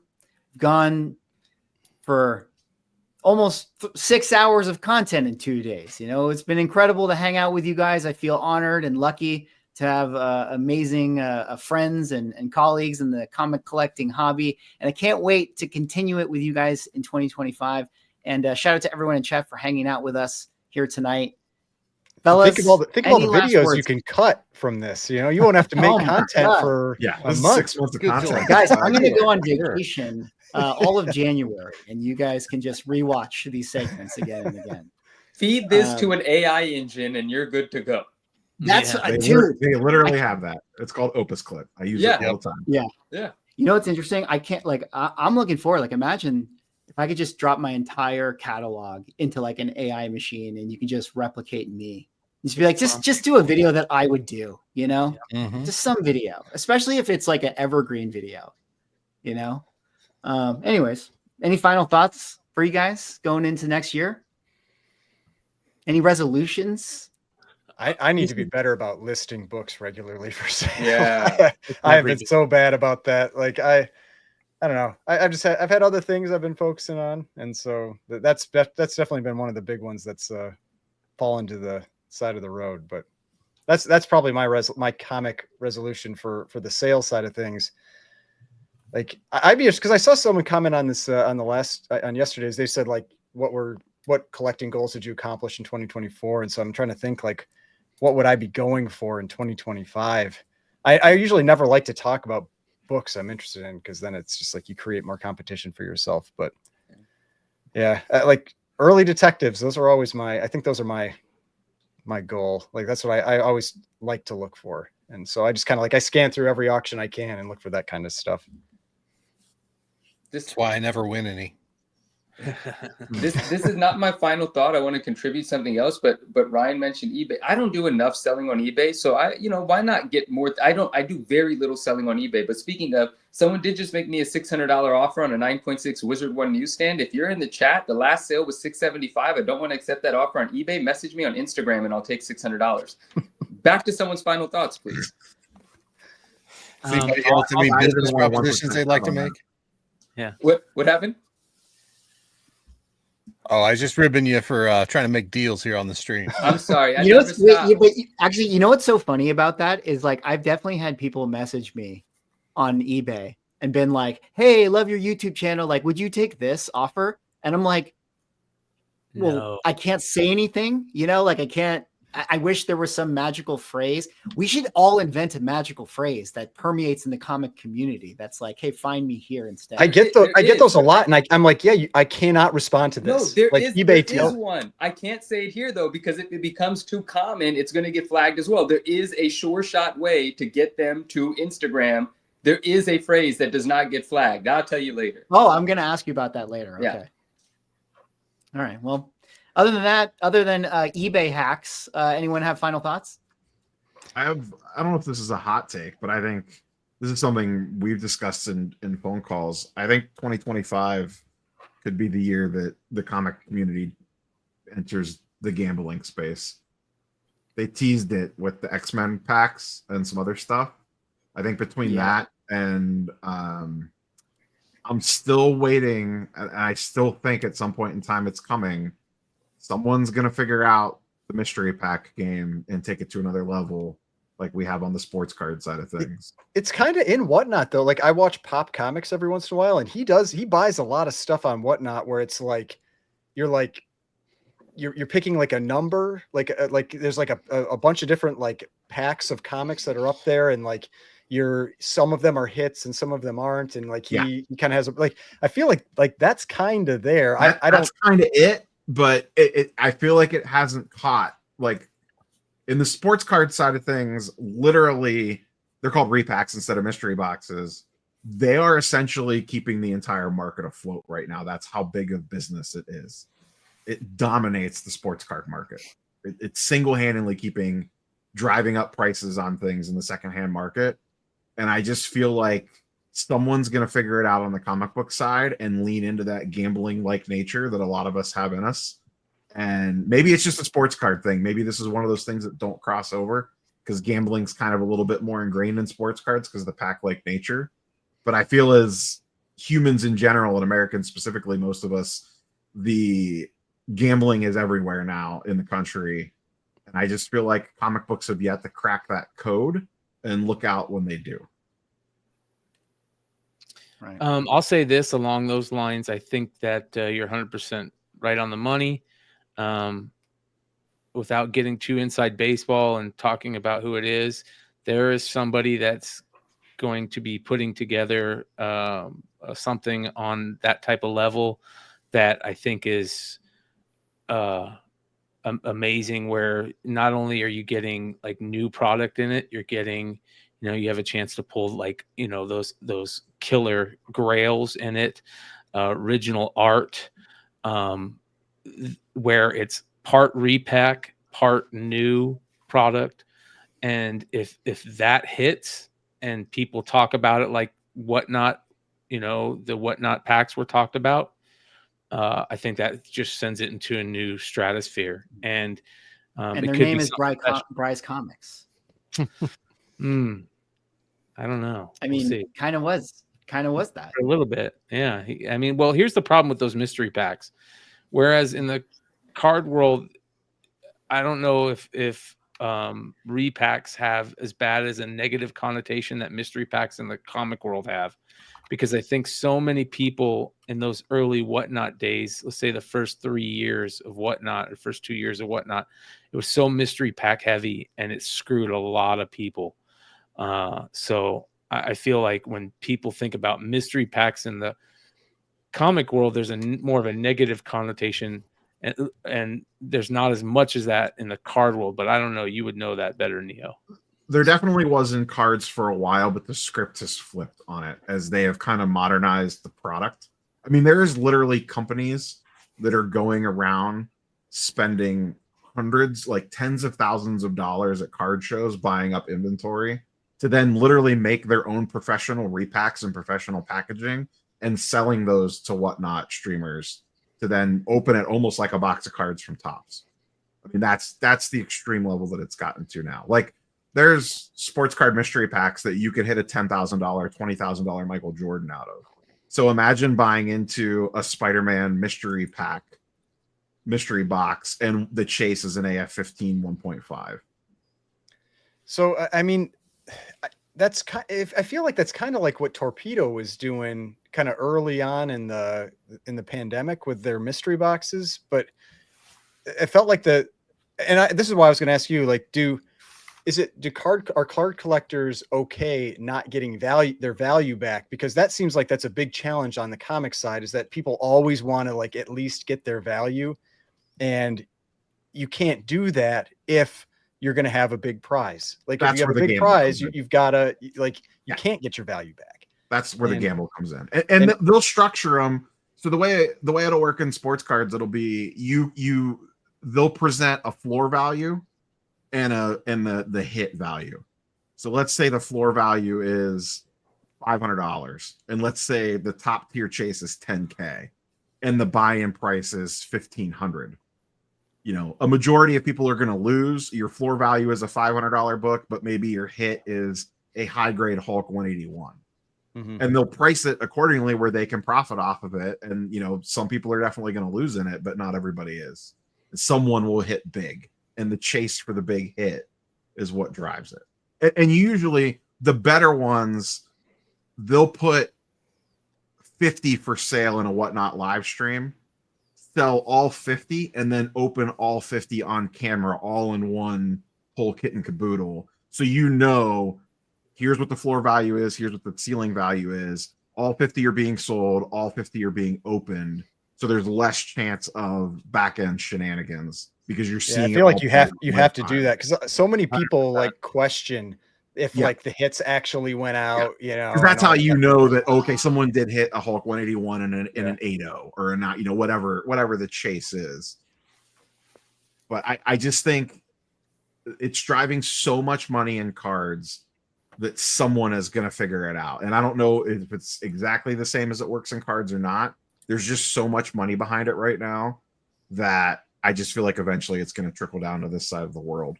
I just think someone's going to put a ton of money into it and try it. And maybe, maybe Brian already knows exactly what's coming, and whether it works or not, I don't know, but we as a country and as a people are so exposed to gambling right now. Oh, it's And huge. I just think it comes over. I really think it does. It's the one thing that the comics community never had was that pack luck type of thing. And I told Jack this when he hit me up and he talked to me about it the first time. I said, dude, this is what the comics world has been missing, that pack luck excitement, whether you want to call it gambling or what, but there's that excitement that comes with watching people pull a superfractor Otani out of a pack, and they putting that up on social media, and the excitement over it will cause people to say, okay, the next time I see those being sold, I'm going to buy some, or I'm going to go, if I'm walking in a mall, a store, and I see a box, I'm going to buy a box now because I saw somebody going crazy over what they pulled. So if those show Magic up the Gathering, when Magic the Gathering did that Lord of the Rings thing, and they had the One Ring, and Post Malone ended up buying it and stuff, I was like, dude, like, why doesn't Marvel do this? Like they could have done polybagged variant covers, They could have had the 6 Infinity Stones where there's only one of them and you have to collect all 6 or whatever. It's like they could have something drawn by Frank Miller and they'd look terrible. I would be shocked if we don't see a blind whatnot pack this year with serialized comics in it. Yep. Yeah. Not a limited to 100 print run, like an actual, this is 1 out of 100, this is 2 out of 100, where it's stamped on the foil cover on the front. Yeah, the whatnot packs are so successful. They're clearly going to continue to do. Yeah. What if there was a 1-of-1 chase? I mean, what was the most limited print in the one that the last 5, one they did? I think 5. The Reds were numbered to 5, maybe. Were they actually hard numbered, or was it just that there was supposedly they were hard numbered? But they're already their next. You've already said it. Their next go around will have those numbers in there. Yeah, they should be putting one of those out every month. Yeah, but that's how it starts. That's what gets people in the thrill of, oh, I want to pay money and rip something blind, and maybe I don't win the big prize, but I want that thrill of the chase, and then that leads right into the mystery box thing. I think it's the problem is the cultural shift that's going to have to happen, because LCSs have used the mystery bag thing for years as just a way to get rid of crap inventory. The problem is everybody's been conditioned to know that at best you're going to find a $5 book or a $10 book. So everybody just immediately equates blind bags and comics with absolute crap. So it's going to have to be an entire mind shift change in the hobby before people are going to really get behind it. And I think you guys, what you've alluded to, Neo, is like, they're going to have to be out there. They're going to have to be in front of God and everybody, showing somebody actually getting the payout. Well, it might not one big seller. It might not be that big of a culture shift, because I feel like readers are already conditioned to that, because when you open up the book, you never know if you're going to get a shit story or a complete shit story. That's true. And it's a generational thing. People who've been shopping at LCSs for decades know what to expect, but then you've got everybody who's come in the last 10 years where maybe it's not quite as prevalent as it used to be, that haven't had that experience and are more inclined to be on whatnot and watching pack rips and stuff like that. So. I think Ryan asked, I think it was Ryan that asked earlier about how do younger people come into the hobby. Bring in gambling, bring in a chase, I mentioned that, like, PSA could be like the flip that they for sure, but that's another path to do it, is bring in a gambling aspect to it. Get them gambling. The problem with it is you can't push it too much, like how you said whatnot should be doing it once a month. I think if they did that once a month, it would kill it some way. If whatnot really just flooded the market with it. I think that's why they need to be smart and just stick to the cons. Okay, we're going to do one a con until people get more okay with it. Because if all these companies were sending out these packs and doing it once a month, I think it would just be so flooded, and it would kind of turn people off. I could be wrong about that, but that's what I feel like. I feel like it can't be the whatnot type stuff. It has to be like vintage, like you're saying, like it's an ASM or an ASM 1 or an AF 15 or I think it's something like that. Like I think there's two versions of it. There's the ultra modern whatnot side of it, that's coming from a manufacturer. That's not really a repack. That's almost like buying a pack of cards. Mhm. It's like walking into the store and buying a pack of Pokemon cards off the shelf. Like, you know what's in there to a degree. You know that it's these 3 different variant covers of this particular book or these subsets of books, and you're just chasing which limited number you're going to get. Versus a repack, it could be structured any way that you want. You could do a Silver Age repack. You could do a Spider-Man repack. You could do a Wolverine repack. You could do an X-Men repack. You could do a Golden Age repack if you want to. It's however whoever is building it wants to put it together that's going to work with their audience. And I've got to think that this, even looking at it from a shop level, you know, how many shops in the world really get enough of an order on the FOC to get a 1 in 1,000 variant? Maybe 10 in the world, 15 if people really go crazy. If you start blind bagging and hard numbering books that are 1 of 5, 1 of 8, 1 of 10, 1 of 25, and making it a legit chase like that, everybody, regardless of their size, those mega stores are still going to order a shit ton. But everybody else, the little guys, may hop in there and bump their orders by 10% or 20%.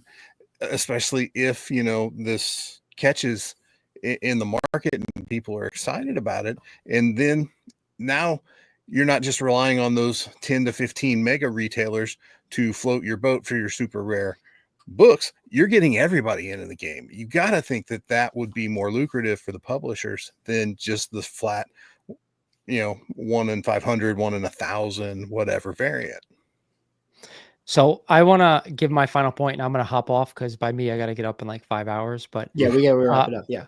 My final thought was honestly leading in from what you guys just said, and that is, I think this year weekly releases and moderns and new books are going to outshine vintage.